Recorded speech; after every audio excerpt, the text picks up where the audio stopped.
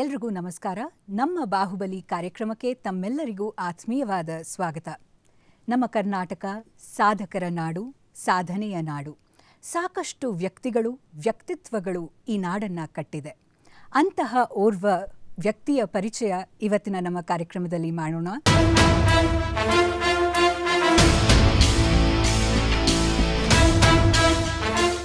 ಕರ್ನಾಟಕ ಆಡಳಿತ ವ್ಯವಸ್ಥೆಯಲ್ಲೇ ತಮ್ಮದೇ ಆದ ಛಾಪನ್ನು ಮೂಡಿಸಿದ್ದಾರೆ.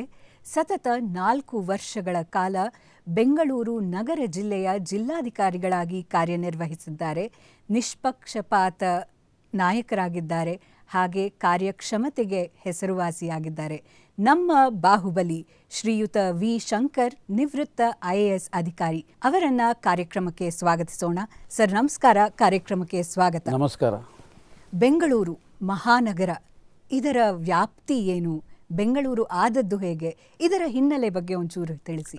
ಕರ್ನಾಟಕ ರಾಜ್ಯ ಸರ್ಕಾರದ ಅಧಿಸೂಚನೆ ದಿನಾಂಕ 1/8/1986 ಮುಖಾಂತರ ಹಿಂದೆ ಅಸ್ತಿತ್ವದಲ್ಲಿದ್ದ ಬೆಂಗಳೂರು ಜಿಲ್ಲೆಯನ್ನು ಮಾರ್ಪಡಿಸಿ 2 ಜಿಲ್ಲೆಗಳನ್ನಾಗಿ ಮಾಡ್ತಾರೆ. ಒಂದು ಬೆಂಗಳೂರು ನಗರ ಜಿಲ್ಲೆ, ಮತ್ತೊಂದು ಬೆಂಗಳೂರು ಗ್ರಾಮಾಂತರ ಜಿಲ್ಲೆ. ಬೆಂಗಳೂರು ನಗರ ಜಿಲ್ಲೆಗೆ ಸಂಬಂಧಪಟ್ಟಂತೆ ಹೇಳೋದಾದರೆ, ಬೆಂಗಳೂರು ನಗರ ಜಿಲ್ಲೆಯಲ್ಲಿ ಬೆಂಗಳೂರು ಮಹಾನಗರ ಪಾಲಿಕೆ ವ್ಯಾಪ್ತಿ ಅಂದರೆ 198 ವಾರ್ಡ್ಗಳು ಬರ್ತವೆ. ಅಂದರೆ ನಗರ ಪ್ರದೇಶದಲ್ಲಿ 610 ಗ್ರಾಮಗಳು, ಹಳ್ಳಿಗಳು ಜಿಲ್ಲೆಯಲ್ಲಿ ಬರ್ತದೆ. ಉಳಿದಂತೆ ನಗರಸಭೆ, ಪುರಸಭೆ, ಆಮೇಲೆ ಗ್ರಾಮೀಣ ಪ್ರದೇಶಕ್ಕೆ ಸಂಬಂಧಪಟ್ಟಂತೆ ತಾಲೂಕು ಪಂಚಾಯಿತಿ, ಜಿಲ್ಲಾ ಪಂಚಾಯಿತಿ, ಗ್ರಾಮ ಪಂಚಾಯಿತಿ ಅನ್ನು ಒಳಗೊಂಡಿರ್ತವೆ. ಬೆಂಗಳೂರು ನಗರ ಜಿಲ್ಲೆಗೆ ಹೇಳೋದಾದರೆ, ಬೆಂಗಳೂರು ನಗರ ಜಿಲ್ಲೆಯಲ್ಲಿ 5 ತಾಲೂಕುಗಳಿದ್ದಾವೆ, 2 ಉಪವಿಭಾಗಗಳಿದ್ದಾವೆ. ಬೆಂಗಳೂರು ಉತ್ತರ, ದಕ್ಷಿಣ ಉಪವಿಭಾಗಗಳಾದರೆ ತಾಲೂಕು ಬೆಂಗಳೂರು ಉತ್ತರ ತಾಲೂಕು, ದಕ್ಷಿಣ ತಾಲೂಕು, ಅಪರ ಉತ್ತರ ತಾಲೂಕು, ಪೂರ್ವ ತಾಲೂಕು, ಆನೇಕಲ್ ತಾಲೂಕು. ಬೆಂಗಳೂರು ನಗರ ಜಿಲ್ಲೆಯ ಭೌಗೋಳಿಕ ವಿಸ್ತೀರ್ಣ ಅಂದರೆ 2208 ಚದರ ಕಿಲೋಮೀಟರ್ ಇದೆ. ಭೌಗೋಳಿಕ ವಿಸ್ತೀರ್ಣ ಹೇಳ್ತಾರೆ ಬೆಂಗಳೂರು ನಗರ ಜಿಲ್ಲೆದು. ಇದನ್ನು ಎಕರೆಗಳಲ್ಲಿ ಹೇಳೋದಾದರೆ 5,38,090 ಎಕರೆ ಇದೆ. ಇದು ಸಿಂಗಪುರ್ ರಾಷ್ಟ್ರದಷ್ಟೇ ನಮ್ಮ ಬೆಂಗಳೂರು ಕೂಡ ಇದೆ. ಅಂದರೆ ಒಂದು ಕಂಟ್ರಿ ಎಷ್ಟಿದೆಯೋ ಅಷ್ಟು ನಮ್ಮ ಬೆಂಗಳೂರಿದೆ. ಅದೇ ಅದರಲ್ಲಿ ಜನಸಂಖ್ಯೆ 2011ನೇ ಜನಗಣತಿ ಪ್ರಕಾರ ಬೆಂಗಳೂರು ಜಿಲ್ಲೆಯಲ್ಲಿ 96,23,000 ಜನಸಂಖ್ಯೆಯನ್ನು ಒಳಗೊಂಡಿದೆ. ನಮ್ಮ ಬೆಂಗಳೂರು ನಗರ ಜಿಲ್ಲೆ ವಿಶೇಷವಾಗಿ ಈ ದಕ್ಷಿಣ ಕಡೆಗೆ ಹೋಲಿಕೆ ಮಾಡಿದ್ರೆ ತಮಿಳುನಾಡು ಬಾರ್ಡರ್ ಹೊಂದ್ಕೊಂಡು ಹತ್ರ ಆಗ್ತದೆ. ಅಂದರೆ ಹೊಸೂರು ತಮಿಳುನಾಡು ಬಾರ್ಡರ್. ಆಮೇಲೆ ಈಗಾಗಲೇ ನಾನು ಹೇಳಿದಾಗೆ ಬೆಂಗಳೂರು ನಗರ ಜಿಲ್ಲೆಯ ಅಲ್ಲಿರುವ ಜಮೀನುಗಳು ವಿಸ್ತೀರ್ಣ 5,38,090 ಎಕರೆ ಇದೆ. ಅದರಲ್ಲಿ ಖಾಸಗಿ ಜಮೀನುಗಳು ಮತ್ತು ಸರ್ಕಾರಿ ಜಮೀನು ಕೂಡ ಒಳಗೊಂಡಿರ್ತದೆ. ಸರ್ಕಾರಿ ಜಮೀನು ಎಷ್ಟು ಸೇರಿದೆ ಅಂದರೆ 1,22,918 ಎಕರೆ ಸರ್ಕಾರಿ ಜಮೀನುಗಳಿದೆ. ಸರ್ಕಾರಿ ಜಮೀನುಗಳ ವಿವರ ಹೇಳಬೇಕು ಅಂತಂದರೆ ತಮ್ಮೆಲ್ಲ ಗೊತ್ತಿರೋದಂಗೆ ಗೋಮಾಳ, ಮುಫತ್ಲಾಲ್ ಕಾವಲು, ಕೆರೆ, ಕಟ್ಟೆ, ಕುಂಟೆ, ಬಂಡಿದಾರಿ, ಸ್ಮಶಾನ ಇತ್ಯಾದಿ ಇದೆ. ಇಷ್ಟೆಲ್ಲ ಇರಬೇಕಾದ್ರೆ ಇದರಲ್ಲಿ 8 ಜಮೀನುಗಳು ಹೇಳಿದ್ನಲ್ಲ, ಕೆರೆ, ಕಟ್ಟೆ, ಕುಂಟೆ, ಆಮೇಲೆ ಗೋಮಾಳ, ಮುಫತ್ಲಾಲ್ ಕಾವಲು, ಆಮೇಲೆ ಸ್ಮಶಾನ, ಇದನ್ನೆಲ್ಲ ಸೇರಿ 8 ವೆರೈಟೀಸ್ ಆಫ್ ಲ್ಯಾಂಡ್ಸ್ ಅಂತ ಐಡೆಂಟಿಫೈ ಮಾಡಿರ್ತಾರೆ. ಅದರಲ್ಲಿ ಇದು ವಿಸ್ತೀರ್ಣ 1,22,918 ಎಕರೆಯಲ್ಲಿ 8,301 ಸರ್ವೆ ನಂಬರ್ಗಳಿರ್ತವೆ. 1,22,918 ಎಕರೆ ಸರ್ಕಾರಿ ಜಮೀನುಗಳು 8 ಕ್ಯಾಟಗರೀಸಲ್ಲಿ 8,301 ಸರ್ವೆ ನಂಬರ್ಗಳಿರ್ತವೆ. ಇದಕ್ಕೆ ಸಂಬಂಧಪಟ್ಟಂತೆ ತಮಗೆ ಮತ್ತೆ ಏನು ಮಾಹಿತಿ ಬೇಕು? ಅಂದರೆ ಒಂದು ಜಿಲ್ಲೆ, ಈ ಮಟ್ಟದ ಒಂದು ಜಿಲ್ಲೆ, ಒಂದು ಮಹಾನಗರ ಅಂತ ಹೇಳ್ಬೋದು. ಅದಕ್ಕೆ ನೀವು 4 ವರ್ಷಗಳ ಕಾಲ ಜಿಲ್ಲಾಧಿಕಾರಿಗಳಾಗಿ ಕಾರ್ಯನಿರ್ವಹಿಸ್ತೀರಾ. ಸಾಕಷ್ಟು ಒತ್ತುವರಿಗಳನ್ನು, ಅಕ್ರಮ ಒತ್ತುವರಿಗಳನ್ನು ತೆರವು ಮಾಡ್ತೀರಾ. ಹೇಗಿತ್ತು ಸರ್ ಆ ಜರ್ನಿ, 4 ವರ್ಷದ ಜರ್ನಿ? ಅಂದರೆ ಬೆಂಗಳೂರಿನಂತಹ ಒಂದು ನಗರದಲ್ಲಿ ಇರುವಂತಹ ಒತ್ತಡಗಳು, ಇರುವಂತಹ ಪ್ರೆಷರ್ಸ್, ಇದನ್ನೆಲ್ಲ ನೀವು ಹೇಗೆ ಮ್ಯಾನೇಜ್ ಮಾಡಿದ್ರಿ? ನೋಡಿ, ಈ ಒಂದು ಸಂದರ್ಭದಲ್ಲಿ ನಾನು ಬೆಂಗಳೂರು ಜಿಲ್ಲಾಧಿಕಾರಿಯಾಗಿ ಹೇಗೆ ನೇಮಕ ಆಯಿತು ಅನ್ನೋದ್ರ ಬಗ್ಗೆ ಹೇಳ್ತೀನಿ. ನಾನು ಈಗ ಒಂದು 2 ಗುರುಗಳ ಬಗ್ಗೆ ಮಾತಾಡ್ತೀನಿ. ಶ್ರೀ ಶ್ರೀ ಶ್ರೀ ಸದ್ಗುರು ಸದಾನಂದ ಮಹಾರಾಜರ ಪಾದಕಮಲಗಳಿಗೆ ವಂದಿಸಿ ಅವರ ಆಶೀರ್ವಾದದಿಂದ ನಾನು ಜಿಲ್ಲಾಧಿಕಾರಿ ಎಲ್ಲ ಆಗಬೇಕಾಯಿತು. ಒಂದೇ ಮಾತಲ್ಲಿ ಹೇಳಬೇಕಾದ್ರೆ ಅವರು ದತ್ತನ ಅವತಾರ. ನಾನು 1994ರಲ್ಲಿ ವಾಣಿಜ್ಯ ತೆರಿಗೆ ಅಧಿಕಾರಿಯಿಂದ ಸಹಾಯಕ ಆಯುಕ್ತರಾಗಿ ವಾಣಿಜ್ಯ ತೆರಿಗೆ ಇಲಾಖೆಯಲ್ಲಿ ಕಾರ್ಯನಿರ್ವಹಿಸ್ತಾ ಇದ್ದೆ ಬಿಜಾಪುರದಲ್ಲಿ. ಗುರುಗಳ ಪ್ರಥಮ ದರ್ಶನ ಯಾರೋ ಕರ್ಕೊಂಡು ಹೋದರು. ಅಲ್ಲೂ ಗುರುಗಳ ಹತ್ರ ಹೋದಾಗೆ ಗುರುಗಳು ಮಂಡಿ ಕಾಲೂರಿ ನಮಸ್ಕಾರ ಮಾಡಬೇಕು ಅಂದರು. ಹಾಗೆ ಮಾಡ್ತಾ ಇದ್ದಂಗೆ ನಾನು ಎಲ್ಲಿ ಹೋಗಿದ್ದ ಮನುಷ್ಯನೆಲ್ಲ ದೇವ್ರ ಬಗ್ಗೆ ಭಕ್ತಿ ಗೌರವ ಇಲ್ಲ, ಬೇರೆ ಎಲ್ಲಿ ಆ ಮಟ್ಟಕ್ಕೂ ಹೋಗಿಲ್ಲ. ಹೋದಾಗೆ ನನ್ನ ಮುಖ ನೋಡಿ ಗುರುಗಳು, ನೀನು ಹೆಚ್ಚಿನ ಹುದ್ದೆಗೆ ಹೋಗ್ತೀಯ, ಕಲೆಕ್ಟರ್ ಆಗ್ತೀಯ ಅಂದರು. ನಾನು ಇಲ್ಲ ಸ್ವಾಮಿ, ಹೆಚ್ಚಿನ ಹುದ್ದೆ ಸಿಗಲ್ಲ, ವಾಣಿಜ್ಯ ತೆರಿಗೆ ಅಧಿಕಾರಿಯಿಂದ ಸಹಾಯಕ ಆಯುಕ್ತರು ವಾಣಿಜ್ಯ ತೆರಿಗೆ ಇಲಾಖೆಯಲ್ಲಿ ಕಾರ್ಯನಿರ್ವಹಿಸ್ತಾ ಇದ್ದೀನಿ, ಹೆಚ್ಚಿನ ಹುದ್ದೆನೂ ಸಿಗಲ್ಲ, ಕಲೆಕ್ಟರ್ ಆಗೋದು ಈ ಜನ್ಮದಲ್ಲೇ ಸಾಧ್ಯ ಇಲ್ಲ, ಏಕೆಂದರೆ IAS ಅಧಿಕಾರಿ ಆಗಬೇಕು ಗುರುಗಳೇ ಅಂದೆ. ಕೂತ್ಕೊಳ್ಳೋ ಅಂತೇಳ್ಬಿಟ್ಟು ಇವನಿಗೆ ಚಹಾ ಕೊಡು ಅಂದರು. ಟೀ ಕುಡಿದೆ. ಮತ್ತು ಇನ್ನೊಂದು ಸಾರಿ ನಮಸ್ಕಾರ ಮಾಡಿ ಪ್ರತಿಯೊಂದೊಂದು ಹೇಳಿದೆ. ತೆರಿಗೆ ವಂಚಿತರಿಗೆ ದಂಡ ಹಾಕೋದು ಈ ರೀತಿ ಈ ಜನ್ಮದಲ್ಲಿ ಕಲೆಕ್ಟರ್ ಆಗೋಕ್ಕೆ ಸಾಧ್ಯ ಇಲ್ಲ ಸ್ವಾಮಿ ಅಂತ ಹೇಳಿದೆ. ಆಗ ಅಂದಿನ ದಿನ ಜಸ್ಟಿಸ್ SR ನಾಯ್ಕ್ ಸಾಹೇಬರು ಆಂಧ್ರ ಪ್ರದೇಶದ ಹೈಕೋರ್ಟ್ ಜಡ್ಜ್ ಇದ್ದರು. ಅವರು ಮುಂದೆ ಕೂತಿದ್ರು. ಅವರು mister Shankar, I am justice SR Naik ಅಂದರು. ಸರ್, ನೀವು ಹೈಕೋರ್ಟ್ ಜಡ್ಜ್ ಇರ್ತೀರಾ, I am working in commercial tax department, ಹಿಂಗೆ promoted as a assistant commissioner commercial taxes, ಹೇಗೆ ಕಲೆಕ್ಟರ್ ಆಗ್ತೀನಿ ಸರ್? IAS ನೋಡಪ್ಪ, ಇದು ಹೈಕೋರ್ಟು ಸುಪ್ರೀಂ ಕೋರ್ಟು ಏನಿಲ್ಲ, ನಿಜವಾಗ್ಲೂ ಪುಣ್ಯ ಅಂತ, ನಿನ್ನ ಕೆಲಸ ಆದಂಗೆ ಹೋಗು ಅಂತ ಹೇಳಿದ್ರು. ಹೋಗಿ ಇನ್ನೊಂದು ಸಾರಿ ನಮಸ್ಕಾರ ಮಾಡಿದ್ರು. ಹಾಗೆ ಇದು ಬಿಡಿ, ಆ ಪವಾಡ್ಗಳು ಹೇಳ್ಬೇಕಂದ್ರೆ ಸಾಕಷ್ಟು ಪವಾಡ್ಗಳಿದ್ದಾವೆ. ಸಾಕ್ಷಾತ್ ದತ್ತನ ಅವತಾರ.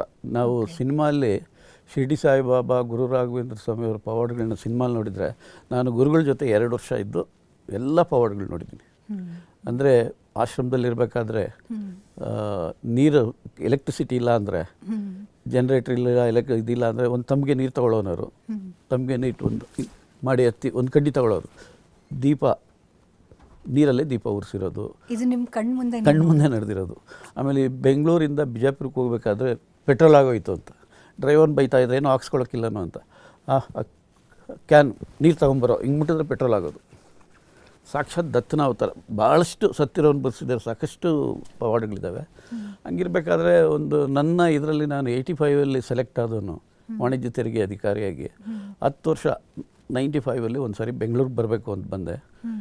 ಗುರುಗಳು ಕೇಳಿಬಿಟ್ಟು ಹೋಗಬೇಕು ಅಂದರು. ನಾನು ಕಿಂಗ್ ಡೇವಿಡ್ ಬಸ್ ಟಿಕೆಟ್ ತೊಗೊಂಡೆ, 140 ರೂಪಾಯಿ ಒಂದು ಟಿಕೆಟ್, 2 ಟಿಕೆಟ್ ತೊಗೊಂಡೆ, ಪಕ್ಕ ರಿಲ್ಯಾಕ್ಸ್ ಮಾಡ್ಕೊಂಡು ಹೋಗೋಣ ಅಂತ. ಹೋಗ್ಬೇಕಾದ್ರೆ ಗುರುಗಳನ್ನ ಕೇಳಿಬಿಟ್ಟು ಹೋಗಿ ಅಂತ ಹೇಳಿದ್ರು. ಸೊ ಆಯಿತು, ಲಗೇಜ್ ಎಲ್ಲ ತೊಗೊಂಡು ಗುರುಗಳ ಹತ್ರ ಹೋಗಿ, ಅಪ್ಪ ನಾನು ಬೆಂಗಳೂರಿಗೆ ಹೋಗ್ತಾಯಿದ್ದೀನಿ, ಹೋಗ್ಬೇಡ ಅಂದರು. ಇಲ್ಲಪ್ಪ ಟಿಕೆಟ್ ತೊಗೊಂಡ್ಬಿಟ್ಟಿದ್ದೀನಿ ಅಂತಂದೆ. ಎಷ್ಟು ಅವ್ರ ಅಕ್ಕ ಅಂದರು? 280 ರೂಪಾಯಿ. ಅವರ ಎದುರುಗಡೆನೇ ಒಂದು ದಿವಾನ, ಒಂದು ತೆಗೆದ್ರೆ 500 ಕಟ್ಟೆ ಕಾಣಿಸ್ತಾಯಿತ್ತು, ತಗೊಳ್ಳೋ ಅಂತ. ನಾನು ಬೇಡಪ್ಪ ಅಂತಂದೆ. ನಮ್ಮ ಸ್ಟಾಫ್ ಎಲ್ಲ ಏನು ತಿಳ್ಕೊಂಡಿದ್ದಾರೆ ನಾನು ಬೆಂಗಳೂರಿಗೆ ಹೋಗಿದ್ದೀನಿ ಅಂತ.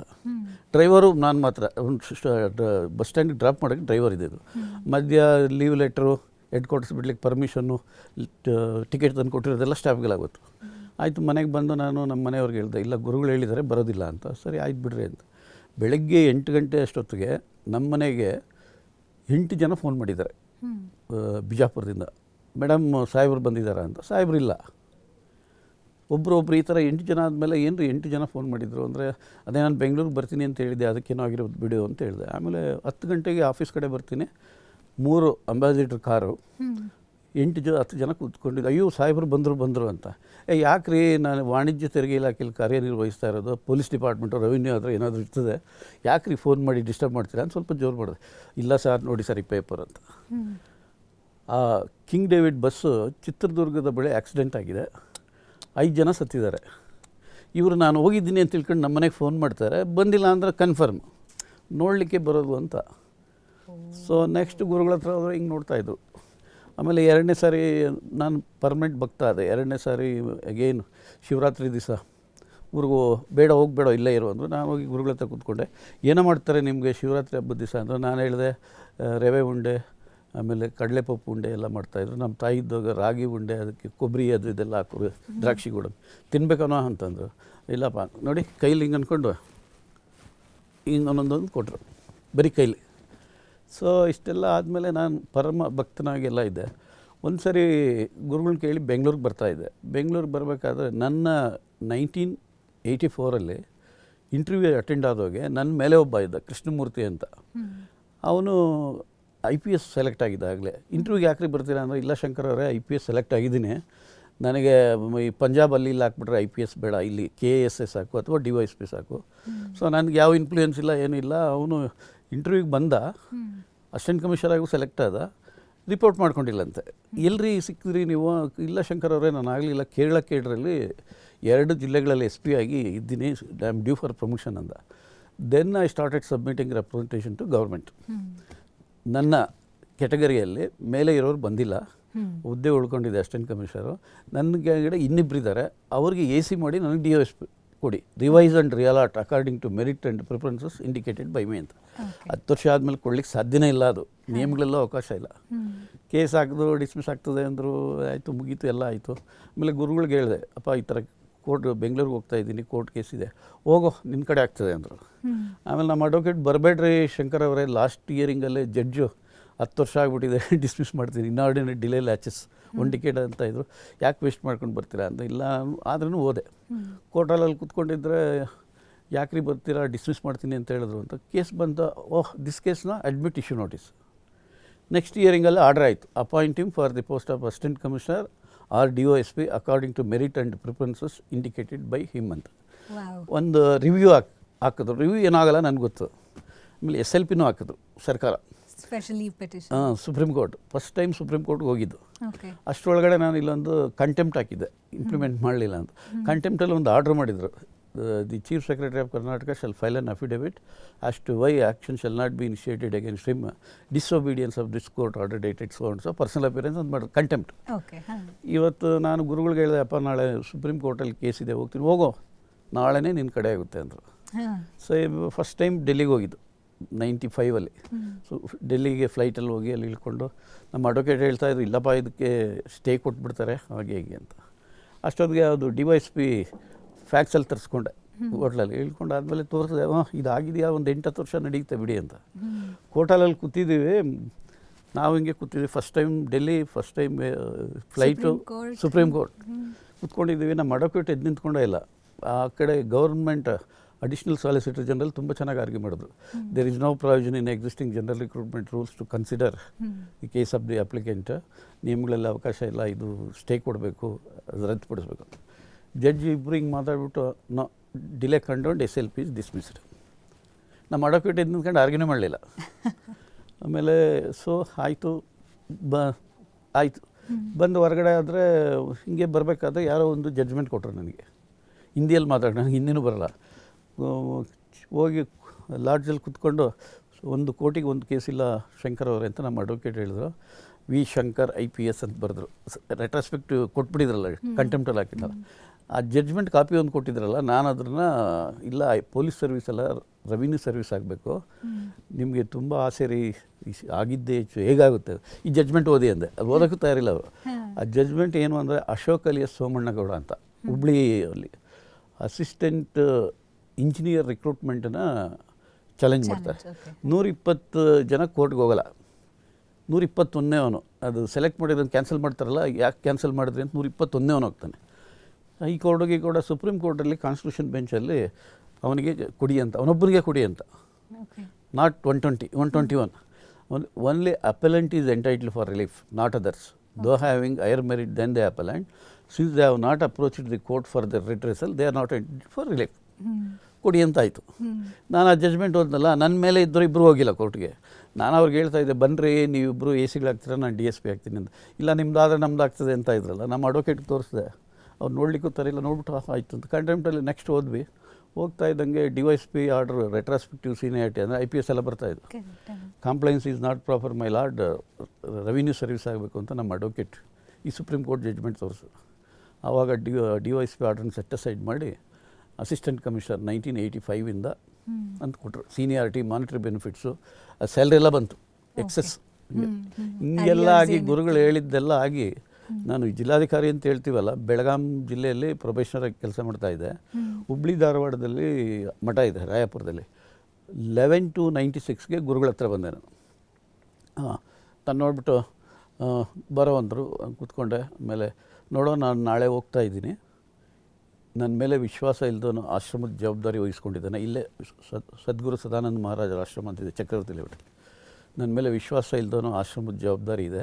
ಅಂದರೆ ಅವರು ಕಮರ್ಷಿಯಲ್ ಮಾಡಬೇಕು, ರೆಡಿಮೇಡ್ ಅಂದರೆ ಗುರುಗಳು ಬೇಡ, ಹಸಿದ ಹೊಟ್ಟೆಗೆ ಅನ್ನೋ ದಾಸೋಹ ಆ ಥರ. ಅದು ಅವ್ರಿಗೆ ಲೈಕ್ ಆಗಲಿಲ್ಲ ಟ್ರಸ್ಟಿಗಳಿಗೆ. ದೊಡ್ಡ ಇತಿಹಾಸ ಇದೆ ಬಿಡಿ. ಅದಕ್ಕೆ ನಾನು ನಾಳೆ ಹೋಗ್ತಾ ಇದ್ದೀನೋ, 20 ವರ್ಷಗಳ ನಂತರ ನೀನು ಬೆಂಗಳೂರು ಕಲೆಕ್ಟ್ರಾಗಿ ಆಶ್ರಮದ ಜವಾಬ್ದಾರಿ ಬರ್ತದೆ ಅಂದರು. ನಾನು ಸ್ವಲ್ಪ ಅಷ್ಟು ಜ್ಞಾನ ಇಲ್ಲ. ಚುನಾಬಟ್ಟಿ ಬಾಂಬೆಯಲ್ಲಿ ಆಶ್ರಮ ಇದೆ ಗುರುಗಳದ್ದು. ಚುನಾಬಟ್ಟಿ, ಬೆಂಗಳೂರು ಅಲ್ಲೆಲ್ಲ ಇದೆಲ್ಲ ಹೋಗ್ಬೋದು ಅಂತ ಮಾರನೇ ದಿವಸ ಆಯ್ಕೆ ಆಗಿಬಿಟ್ರು ಅವರು.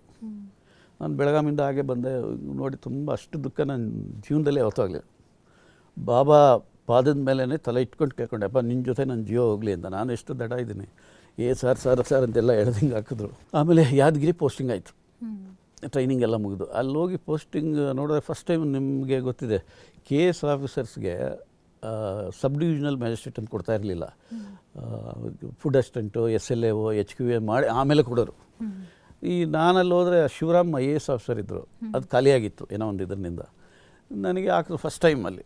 ಆದಮೇಲೆ ಇದೆಲ್ಲ ನೋಡಿ ಆದಮೇಲೆ ನನಗೆ, ನಾನೊಬ್ಬನೇ ಅಲ್ವಾ, ಆಯಿತು. ಒಬ್ಬರು ಉಗಾರನ್ ಬಿಟ್ಟು principal district and session judge ಬಂದರು. ಅಂದ್ಬಿಟ್ಟು, ಶಂಕರ್ ಅವರೇ, ನಾವು ನಮ್ಮ ಗುರುಗಳ ನೇಟಿವ್ಗೆ ಹೋಗಬೇಕು, ಸ್ವಲ್ಪ ಪ್ರೋಟೋಕಾಲ್ ತಹಶೀಲ್ದಾರ್ಗೆ ಹೇಳಿ. ಎಲ್ಲಿ ಸರ್ ಅಂತ ಕೇಳಿದೆ.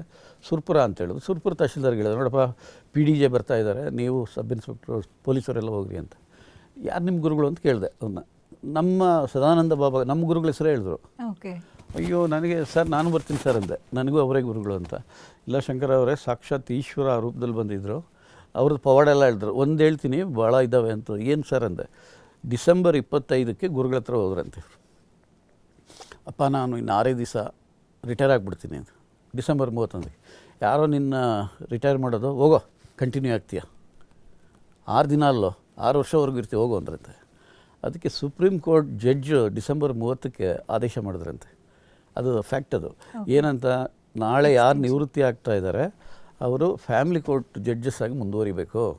ನೇರವಾಗಿ ರಿಕ್ರೂಟ್ಮೆಂಟ್ ಮಾಡಬೇಕಾದ್ರೆ ಅಪ್ಲಿಕೇಶನ್ಸ್ ಇನ್ವೈಟ್ ಮಾಡಬೇಕು, ಇಂಟರ್ವ್ಯೂ ಮಾಡಬೇಕು, 1 ವರ್ಷ ಆಗುತ್ತೆ, ಮುಂದುವರಿಬೇಕು ಅಂತ. ಆ ಥರ ಆಗಿದ್ದೀನಿ ಶಂಕರ್ ಅವರೇ ಅಂದರು. ಸೊ ಇಷ್ಟೆಲ್ಲ ಆದಮೇಲೆ ನಾನೇ ಬರ್ತೀನಿ ಸರ್ ಅಂತ ಜೊತೆಲಿ ಹೋದ್ವಿ. ಒಂದು ಪರ್ಸನಹಳ್ಳಿ, ಒಂದು ಸುರಪುರ ತಾಲೂಕು ಕೆಂಬಾವಿ ಹೋಬಳಿ ಪರ್ಸನಹಳ್ಳಿ ಅಂತ ಒಂದು ಮನೆಯಲ್ಲಿ ಕರ್ಕೊಂಡೋಗಿ ತೋರಿಸಿದ್ರು. ಪಕ್ಕ ಹನುಮದೇವರ ಗುಡಿ, ಅಲ್ಲಿ ಅವರು ಗುರುಗಳ ಹಿರಿಯರೆಲ್ಲ ಸಿಕ್ಕಿದ್ರು. ಹೇಳಿದ್ರು ಅಲ್ಲಿ ಹೇಳಿದ್ರು ಜನರೆಲ್ಲ, 10 ವರ್ಷದ ಮಗು ಇದ್ದಾಗೆ ಆಂಜನೇಯ ಸ್ವಾಮಿ ಟೆಂಪಲಲ್ಲಿ ನೀರಲ್ಲಿ ದೀಪ ಉರಿಸೋದು. 10 ವರ್ಷದ ಮಗು ಇದ್ದಾಗೆ. ಈ ಆಶ್ರಮಗಳಲ್ಲಿ ನಾವು ನೋಡಿದ್ದೀವಿ, ಇದು ಅನಿವಾರ್ಯತೆ ಇದ್ದಿದ್ದ ಕಡೆ ಸಂದರ್ಭಕ್ಕೆ ಅನುಗುಣವಾಗಿ ಮಾಡೋರು. ಬೈತಾಯಿದ್ರು, ಕರೆಂಟ್ ಇಲ್ಲ, ಜನ್ರೇಟರ್ ಇಲ್ಲ ಅಂದರೆ ನೀರು ತಗೊಳ್ಳೋ ಒಂದು ತಮಗೆ ಏನಾದ್ರು ನಾವೇ ಕೊಟ್ಟಿದ್ದೇವೆ, ಹಿಂಗೆ ಮಾಡೋರು ಹತ್ಸೋದು ಉರಿತಾ ಇರೋದು. ಅದು 10 ವರ್ಷದ ಮುಗಿದಿಂದ ಮಾಡೋದಂತೆ ಎಲ್ಲ ಹೇಳಿದ್ರು. ಆಮೇಲೆ ಲಾಸ್ಟ್ಗೆ ಭಾಳಷ್ಟು ಪವಾಡ್ಗಳೆಲ್ಲ ಮಾಡಿದ್ದಾರೆ, ದೊಡ್ಡ ಇತಿಹಾಸ ಇದೆ. ಅವರು ಹಿರಿಯರು ಹೇಳಿದ್ದ ಮನೆಯಲ್ಲಿ ಲಾಸ್ಟ್ ಡೇ ಹೋಗ್ಬೇಕಾದ್ರೆ ನಾನು ಯಾರು ನೋಡು ಅಂದ್ರಂತೆ. ಏನಪ್ಪ ನೀನು ನಮ್ಮ ಹುಡುಗ ಅಂತಂದಿದ್ದಾರೆ. ಒಂದು ಮನೆ ಕೆಳಗಡೆ ಒಂದು ಇದು, ಅಲ್ಲಿ ಮೇಲೆ ಕೂತ್ಕೊಂಡಿದ್ದೀವಿ ಅಂದಿದ್ದಾಗೆ ಹೇಳಿದಾಗೆ, ನಾನು 2 ವರ್ಷದ ಮಗು ಆದ್ರಂತೆ, 10 ವರ್ಷದ ಹುಡುಗ. ಏನೇನೂ ಆಗ್ತಿಲ್ಲಪ್ಪ ಅಂತ ಹಿಂಗೆಲ್ಲ ಅಂದರೆ, ನಾನು ನಿಮಗಿಂತ ದೊಡ್ಡವರು ಅಂದರೆ, ಏನು ನಮಗಿನ್ನ ದೊಡ್ಡವರು 10 ವರ್ಷದ ಹುಡುಗ ಅಂತಂದರೆ, ನೋಡಿ ಸರಿಯಾಗಿ ಅಂದರೆ 90 ವರ್ಷದ್ದು ಆದ್ರಂತೆ. ಎಷ್ಟು ಮುಗ್ಧರಿದ್ದಾರೆ ಆ ಕಡೆ ಅಂದರೆ ಅವ್ರ ಪೇರೆಂಟ್ಸ್. ಅವರು ಏನೇನೋ ಆಗ್ತೀಯಪ್ಪ ಅಂದರೆ ಆಗಿಬಿಟ್ಟು ಹೋಗಿದ್ದವರು. ನಾನು ಯಾರು ಅಂತ ಗೊತ್ತಿಲ್ಲ, ನೆಕ್ಸ್ಟು ನಿಮ್ಗೆ ಅರ್ಥ ಆಗ್ತದೆ ಅಂದ್ಬಿಟ್ಟು ಬಿಟ್ಟು ನಡ್ಕೊಂಡು ಕಾಡಲ್ಲಿ ಪವಾಡಗಳು ಮಾಡ್ಕೊಂಡು, ದೊಡ್ಡ ಇತಿಹಾಸ ಇದೆ ಬಿಡಿ ಅದೆಲ್ಲ. ಒಂದು ನೀವು ನಿಮ್ಮ ಜರ್ನಿ ಶುರುವಾದದ್ದು ಒಂದು ಪವಾಡದಿಂದ ಅಂತ ಹೇಳ್ತೀರಾ? ನೋಡಿ, ಹಂಗೆ ಹೋಗಿ ಬಾಂಬೆಗೆ ಹೋಗಿ, ಇನ್ನೊಂದು ಹೇಳಿ ಮುಗಿಸ್ತೀನಿ. ಬಾಂಬೆಗೆ ಹೋಗಿ ಅಕೌಂಟೆಂಟ್ ಜನರಲ್ ಮನೆಯಲ್ಲಿದ್ದು ಆ ಪವಾಡಗಳು ಅದೆಲ್ಲ ಮಾಡಿ, ಆಮೇಲೆ ಇಲ್ಲೆಲ್ಲ ಗೊತ್ತಾಗಿದೆ ಇವರಿಗೆ. ಗುರುಗಳು ಇಲ್ಲೇ ಜನ್ಮ ತಾಳಿರೋರು, ಎಲ್ಲ ಕಡೆ ಪ್ರಸಿದ್ಧಿಯಾಗಿದೆ ಆಶ್ರಮಗಳು, ತಮಿಳ್ನಾಡು, ಆಂಧ್ರ ಇಲ್ಲೆಲ್ಲ ಇದೆ, ನಮ್ಗೆ ಗೊತ್ತಿಲ್ಲ ಅಂತ. 1984ಕ್ಕೆ ಬಂದ್ರಂತೆ ಗುರುಗಳಲ್ಲಿ. ಅಷ್ಟರೊಳಗಡೆ ನಾನೇನು ಮಾಡಿದೆ, ಅಲ್ಲಿ ಹೋಗಿದ್ನಲ್ಲ, ಒಂದು 12 ಲಕ್ಷವರೆಗೂ ಹಣ ಬಂದಿತ್ತು ಕಮರ್ಷಿಯಲ್ ಟ್ಯಾಕ್ಸಿಂದ, KS ಅರಿಯರ್ಸ್. 1 ಎಕರೆ ಜಮೀನು ತೊಗೊಂಡೆ ಆ ಊರ ಪಕ್ಕನೇ ಮೇನ್ ರೋಡಲ್ಲಿ 17,000 ರೂಪಾಯಿ ಅಂತ ಒಂದು ಎಕರೆ 20,000 ಕೊಟ್ಟೆ. ದಾನ ಅಂತ ಬರೆದು ಕೊಡ್ರಿ ಅಂತ. ದಾನ ಅಂತ ಬರ್ಸ್ಕೊಂಡು ಅಲ್ಲಿರೋರನ್ನೇ ಟ್ರಸ್ಟಿಗೆ ಒಂದು ಟ್ರಸ್ಟ್ ಮಾಡಿ ಗಿಡ ಎಲ್ಲ ನೆಟ್ಟು, ಯಾರೋ ಒಬ್ಬರು DF ಇದ್ರು ಗುಲ್ಬರ್ಗ, ಅಲ್ಲಿ ಮೇಡಮ್ ಸಸಿಗಳು ಕಳಿಸ್ತಿದ್ರು. ನಮ್ಮ ತಹಶೀಲ್ದಾರು ನಾವು ಎಲ್ಲ ಗಿಡ ಎಲ್ಲ ನೆಟ್ಟು ಒಂದು ಜಾಲಿ ಮರ ಜಗಲಿ ಹಿಂಗೆ ಕೊಟ್ಟಿದ್ದೀನಿ. ಒಬ್ಬ ಅಜ್ಜ ಬಂದ್ಬಿಟ್ಟು ಅಪ್ಪ ಮುತ್ತಿ 10 ವರ್ಷದ ಮಗು ಇದ್ದಾಗ ಹೋದವರು ಈ 1984ಕ್ಕೆ ಬಂದರು. ಊರಿಗೆ ಬಂದಿಲ್ಲಪ್ಪ, ಇಲ್ಲೇ ಬಂದು ಕೂತಿದ್ರು. ನಾವೆಲ್ಲ ಬಂದು ನೀವು ಇಲ್ಲಿ ಜನ್ಮ ತಾಳಿದ್ದು, ನಿಮಗೆ ಇಲ್ಲಿ ಆಶ್ರಮ ಮಾಡ್ತಿದ್ರು, ನೀವು ಯಾರು ಮಾಡಬೇಡ್ರಿ, ನೀವು ಯಾರು ಚಲೋ ಇಲ್ಲ, ಆ ಕಡೆ ಭಾಷೆ. ನನ್ನ ಭಕ್ತ ಒಬ್ಬ ಅಧಿಕಾರಿಯಾಗಿ ಬಂದು ಇಲ್ಲೇ ಆಶ್ರಮ ಮಾಡ್ತಾನೆ ಅಂತ 1984 ಹೇಳಿದ್ರಂತೆ. ನಾನು 1984 MA ಓದ್ತಾ ಇದ್ದೆ. 85 CTU ಆದೆ. 94 ಗುರುಗಳು ದರ್ಶನ ತಗೊಂಡೆ. ನೋಡಿ, ಪೋಸ್ಟಿಂಗ್ ಅಲ್ಲೇ ಆಗಿ ಈಗ ದೊಡ್ಡ ಆಶ್ರಮ ಆಗಿದೆ. ನನ್ನ ಮಗ ಅಡ್ವೊಕೇಟು, ಡಿಸ್ಟ್ರಿಕ್ಟಲ್ಲೇ ತುಂಬ ಚೆನ್ನಾಗಿರೋ ಆಶ್ರಮ ಆಗಿದೆ. ಹಂಗೆ ಲಾಸ್ಟ್ ಕನ್ಕ್ಲೂಷನ್, ಬೆಂಗಳೂರು ಇದೆಲ್ಲ ಆಯಿತು, ಚಿಕ್ಕಬಳ್ಳಾಪುರ DC ಆಗಿದೆ, ಅವೆಲ್ಲ ಕಥೆ ಎಲ್ಲ ಬಿಡಿ, ಎಲ್ಲ ಗುರುಗಳ ಆಶೀರ್ವಾದ ಎಲ್ಲ ಆಯಿತು. ಬೆಂಗಳೂರು ಜಿಲ್ಲಾಧಿಕಾರಿ, ಬೆಂಗಳೂರು ಗುರುಗಳು, ನಾನು ಯಾರನ್ನೂ ರಿಕ್ವೆಸ್ಟ್ ಮಾಡಲಿಲ್ಲ, ಬೆಂಗಳೂರು ನಗರ ಜಿಲ್ಲಾಧಿಕಾರಿ ಕೊಡಿ, ರೂರಲ್ ಕೊಡಿ, ಹಂಗಂಗೆ ಎಲ್ಲ ಗುರುಗಳ ಆಶೀರ್ವಾದ. ಬೆಂಗಳೂರು ಜಿಲ್ಲಾಧಿಕಾರಿ ಆಗ್ತಾ ಇದ್ದಂಗೆ ಹೈಕೋರ್ಟಿಂದ ಒಂದು ಆದೇಶ ಆಯಿತು, ಬೆಂಗಳೂರು ನಗರ ಜಿಲ್ಲಾಧಿಕಾರಿ ಆಶ್ರಮದ ರಿಸೀವರ್. ಹೇಳಿದ್ರಲ್ಲ, 20 ವರ್ಷಗಳ ನಂತರ ನೀನು ಬೆಂಗಳೂರು ಕಲೆಕ್ಟ್ರಾಗಿ ಆಶ್ರಮದ ಜವಾಬ್ದಾರಿ ಬರ್ತದೆ. ಹಾಗಾಗಿ ಅಲ್ಲಿ 2 ವರ್ಷಕ್ಕೆ ಪ್ರಮೋಷನ್ನು ಬಂತು ನನಗೆ, ಸೆಕ್ರೆಟರಿ ಟು ಗೌರ್ಮೆಂಟ್. ಅದು ಬಿಟ್ಟು ಹೋಗೋಕ್ಕೂ ಒಂಥರ ರಿಸೀವರ್ ಹೋಗ್ತದಲ್ಲ, ಅದಕ್ಕೆ ಏನು ಮಾಡಿದ್ರು, ನಾನು ಯಾವುದಾದ್ರೂ ಬೆಂಗಳೂರಲ್ಲೇ ಒಂದು ಅನ್ಇಂಪಾರ್ಟೆಂಟ್ ಪೋಸ್ಟ್ ಕೊಡಿ ಅಂತ ರಿಕ್ವೆಸ್ಟ್ ಮಾಡಿದ್ದೆ. ಆ ಸೆಕ್ರೆಟ್ರಿ, ಚೀಫ್ ಸೆಕ್ರೆಟ್ರಿ ಎಲ್ಲ ಹೋಗಿ CMಗೆ ಹೇಳಿದ್ದಾರೆ, ಸರ್ ಆ ಪೋಸ್ಟ್ ಅಪ್ಗ್ರೇಡ್ ಮಾಡ್ಬೋದು, ಇವ್ರು ಮುಂದುವರಿಬೋದು ಅಂತ. ಪ್ರಮೋಷನ್ ಬಂತು, secretary to government upgraded. Siddaramaiah ಸಾಹೇಬರು ಅಪ್ಗ್ರೇಡ್ ಮಾಡಿ ಮುಂದುವರಿ ಬಂತೆ ನಡಿಯಪ್ಪ ಅಂದರು. ಹಾಗಾಗಿ 4 ವರ್ಷ ಜಿಲ್ಲಾಧಿಕಾರಿ, ನೀವು 4 ವರ್ಷ ಅಂದ್ರೆ ಅದಕ್ಕೆ ಹೇಳ್ತಾ ಇದ್ದೆ, 4 ವರ್ಷ ಜಿಲ್ಲಾಧಿಕಾರಿ ಆದ. ಇಲ್ಲಿ ಜಿಲ್ಲಾಧಿಕಾರಿಯಾಗಿ ಬರ್ತಾ ಇದ್ದಂಗೆ ರಿಸೀವರ್ ಆಗಿ ನೇಮಕ ಆಯಿತು ಹೈಕೋರ್ಟಿಂದ. ತುಂಬ ಚೆನ್ನಾಗಿ ಅಭಿವೃದ್ಧಿ ಆಗಿದೆ. ಅಂದರೆ ಎಲ್ಲ ಗುರುಗಳ ಆಶೀರ್ವಾದ. ಡೈಲಿ ಒಂದು 2,000 ಜನ ಡಿವೋಟಿಸ್ ಬರ್ತಾರೆ ಮೇಡಮ್. ಬೆಳಗ್ಗೆ ದಾಸೋಹ ಪೂಜೆ, ಮಧ್ಯಾಹ್ನ, ರಾತ್ರಿ ಕನಿಷ್ಠ 2,000 ಜನ ಬರ್ತಾರೆ. ಗುರುಪೂರ್ಣಿಮೆ ಮಾಡ್ತಾರೆ, ಒಂದು 25-30 ಸಾವಿರ ಜನ ಬರ್ತಾರೆ. ದತ್ತ ಜಯಂತಿ, ಹೀಗೆ ಸಾಕ್ಷಾತ್ ದತ್ತನ ಅವತಾರ. ಹಾಗೆ ನೋಡಿ, ಅವ್ರು ಹೇಳ್ದಂಗೆ ಗುರುಗಳ ಹುಟ್ಟೂರಲ್ಲೇ ಆಶ್ರಮ ಆಗಿದೆ. ಇಲ್ಲ, ಇಲ್ಲಿ ಹೊಸಕೋಟೆಯಲ್ಲೂ ಒಂದು ಮಾಡ್ತಾಯಿದ್ದೀವಿ. ಹಿಂಗೆ ಬೆಂಗಳೂರು ಜಿಲ್ಲಾಧಿಕಾರಿ ಆದಮೇಲೆ ಈಗ ನಮ್ಮ ಇದಕ್ಕೆ ಬರೋಣ. ಅಂದ್ರೆ ಒತ್ತುವರಿ ತೆರವು ಹೇಗೆ ಶುರುವಾಯಿತು ಅನ್ನೋದ್ರ ಬಗ್ಗೆ ಹೇಳಿದ್ರಿ. ಪವಾಡ ಆಗಿದ್ರೂ ಸಹ ನಿಮ್ಮ ಕಾರ್ಯಕ್ಷಮತೆ, ಹಾಗೆ ನೀವು ಮಾಡಿರುವಂತಹ ನಿಷ್ಪಕ್ಷಪಾತ ಸೇವೆಯಿಂದ ನಿಮ್ಗೆ ಈ ಹೆಸರು ಬಂದಿರೋದು ಒಪ್ಕೊಳ್ಳುವಂತಹ ಮಾತು. ಸೊ 2008ರಲ್ಲಿ KT ರಾಮಸ್ವಾಮಿ ಅವರ ಒಂದು ರಿಪೋರ್ಟ್ ಬರುತ್ತೆ. ಆ ರಿಪೋರ್ಟ್ ಬಗ್ಗೆ ಒಂಚೂರು ಹೇಳಿ, ಹಾಗೆ ಅದರ ಅಡಿಯಲ್ಲಿ ನೀವು ಮಾಡಿದಂತಹ ಕೆಲಸಗಳು. ಈಗ ತಮಗೆ ಒತ್ತುವರಿ ತೆರವುಗೊಳಿಸೋದ್ರ ಬಗ್ಗೆ ಹೇಳಬೇಕು ಅಂದರೆ, ನಾನು ಗ್ರಾಮಾಂತರ ಜಿಲ್ಲಾಧಿಕಾರಿಯಾಗಿದ್ದೆ. 2014ರಲ್ಲಿ ಬೆಂಗಳೂರು ನಗರ ಜಿಲ್ಲಾಧಿಕಾರಿ ಆದೆ. ಅವಾಗ ಏನು ಮಾಡ್ತಾರೆ ನಿಮಗೆ ಗೊತ್ತಿರಾಗಿ, ಸಾರಕ್ಕಿ, ಪುಟ್ಟೇನಹಳ್ಳಿ, ಜರಗೇನಹಳ್ಳಿ, ಅಲ್ಲಿ ಕೆರೆಗಳು ಒತ್ತುವರಿಯಾಗಿರ್ತದೆ. ಸಾರಕ್ಕಿ ಕೆರೆ, JP ನಗರ, ಪುಟ್ಟೇನಹಳ್ಳಿ, ಜರಗೇನಹಳ್ಳಿ ಕೆರೆ ಒತ್ತುವರಿಯಾಗಿ 94 ಎಕರೆ ಒತ್ತುವರಿಯಾಗಿರ್ತದೆ ಕೆರೆ ಜಾಗ. ಅಂದರೆ BDAಯಿಂದ 30-40 ಸೈಟ್ ಕೊಟ್ಟರೆ ಅದನ್ನು 100/40 ಮಾಡ್ಕೊಳ್ಳೋದು. ಹೀಗೆ ಒತ್ತುವರಿಯಾಗಿರ್ತದೆ. ದೊಡ್ಡ ದೊಡ್ಡ ಕಮರ್ಷಿಯಲ್ ಕಾಂಪ್ಲೆಕ್ಸು ಅವೆಲ್ಲ ಆಗಿರ್ತದೆ. ಅಲ್ಲಿನ ಹಿರಿಯ ನಾಗರಿಕರು, JP ನಗರ ಹಿರಿಯ ನಾಗರಿಕರು, ಪರಿಸರ ಸಂರಕ್ಷಣೆ ಮಾಡೋರು ಕೋರ್ಟ್ಗೆ ಕೇಸ್ ಹಾಕ್ತಾರೆ, ಒತ್ತುವರಿ ತೆರವುಗೊಳಿಸಬೇಕು ಅಂತ. ಇವ್ರು ಯಾರು ತೆರವುಗೊಳಿಸಿರಲ್ಲ. ತೆರವುಗೊಳಿಸಿದ್ದಕ್ಕೆ ಹೈಕೋರ್ಟಲ್ಲಿ ಕಂಟೆಂಪ್ಟ್ ಆಗ್ತಾರೆ. ಅದೇ ಟೈಮ್ಗೆ ನಾನು ಬೆಂಗಳೂರು ಗ್ರಾಮಾಂತರ ಜಿಲ್ಲಾಧಿಕಾರಿಯಿಂದ, ನಾನು ನಗರ ಜಿಲ್ಲಾಧಿಕಾರಿಗೆ ಬೆಂಗಳೂರು ನಗರ ಜಿಲ್ಲಾಧಿಕಾರಿ ಕೊಡಿ ಅಂತೂ ಕೇಳಲಿಲ್ಲ, ರೂರಲ್ DCಯಿಂದ ಅದೇ ಹಾಕಿದ್ರು. ಸೊ ಅದಾದಮೇಲೆ ಅದೇ ಕೋರ್ಟಲ್ಲಿ ಚೀಫ್ ಸೆಕ್ರೆಟರಿಗೆ ನೋಟಿಸ್ ಕೊಡಿ, ಕಂಟೆಂಪ್ಟ್, ಬೆಂಗಳೂರು ನಗರ ಜಿಲ್ಲಾಧಿಕಾರಿ ಅಪಿಯರ್ ಆಗಬೇಕು, ಆಮೇಲೆ ತಹಶೀಲ್ದಾರ್ ಜೈಲಿಗೆ ಕಳಿಸ್ಬೇಕು, ಹಿಂಗೆಲ್ಲ ಆದೇಶ. ನಾನು ಹೋಗಿ ರಿಕ್ವೆಸ್ಟ್ ಮಾಡಿದೆ, ಹೋಗಿ ಸ್ವಲ್ಪ ದಿವಸ ಆಗಿದೆ, ನಾನು DC ಆಗಿ ಅರ್ಬನ್ ಬಂದಿದ್ದೀನಿ, ಸ್ವಲ್ಪ ಟೈಮ್ ಕೊಟ್ಟರೆ ಎಲ್ಲ ಮಾಡ್ತೀನಿ ಅಂತ ಪರ್ಮಿಷನ್ ಕೊಟ್ಟರು. ಆವಾಗ ಸಾರಕ್ಕಿ, ಪುಟ್ಟೇನಹಳ್ಳಿ, ಜರಗೇನಹಳ್ಳಿ ಎಲ್ಲ ಏರಿಯಲ್ ಸರ್ವೆ ಮಾಡಿ ಮನೆಗೂ ಯಾವುದು ಏನು ತೊಂದರೆ ಎಲ್ಲ ಕಮರ್ಷಿಯಲ್ ಎಲ್ಲ ಹೊಡೆದಾಯಿತು. ಒಂದು 20-30 ಮನೆಗಳಿದ್ದು. ಅದು ಭಾಳ ದುಃಖ ಆಯಿತು. ಮಧ್ಯದಲ್ಲಿ ಕಟ್ಕೊಂಡಿದ್ದು, ಅವ್ರಿಗೆ BDAಯಿಂದ ಫ್ಲ್ಯಾಟ್ ಕೊಡಿ ಅಂತೆಲ್ಲ ಹೇಳಿ ಕೈಲಾಗಿದ್ದು ಸಹಾಯ ಮಾಡಿ ಎಲ್ಲ ಮುಗಿಸ್ದೆ. ಎಲ್ಲ ಮುಗಿಸಿ ಆದಮೇಲೆ ನೆಕ್ಸ್ಟ್ ಒತ್ತುವರಿ ಇನ್ನು ಯಾವ್ಯಾವುದು ಇದೆ ತೆರವುಗೊಳಿಸ್ಬೇಕು ಅನ್ನೋ ಯೋಚನೆ ಬಂತು. ಈಗ ತಾವು ಹೇಳ್ದಾಗೆ AT ರಾಮಸ್ವಾಮಿ ವರದಿ, ಸರ್ಕಾರಿ ಜಮೀನು ಒತ್ತುವರಿಯಾಗಿರೋದು ಬಗ್ಗೆ ಮಾಹಿತಿ ಮಾಡಿರ್ತಾರೆ ತೆರವುಗೊಳಿಸ್ಬೇಕು ಅಂತ.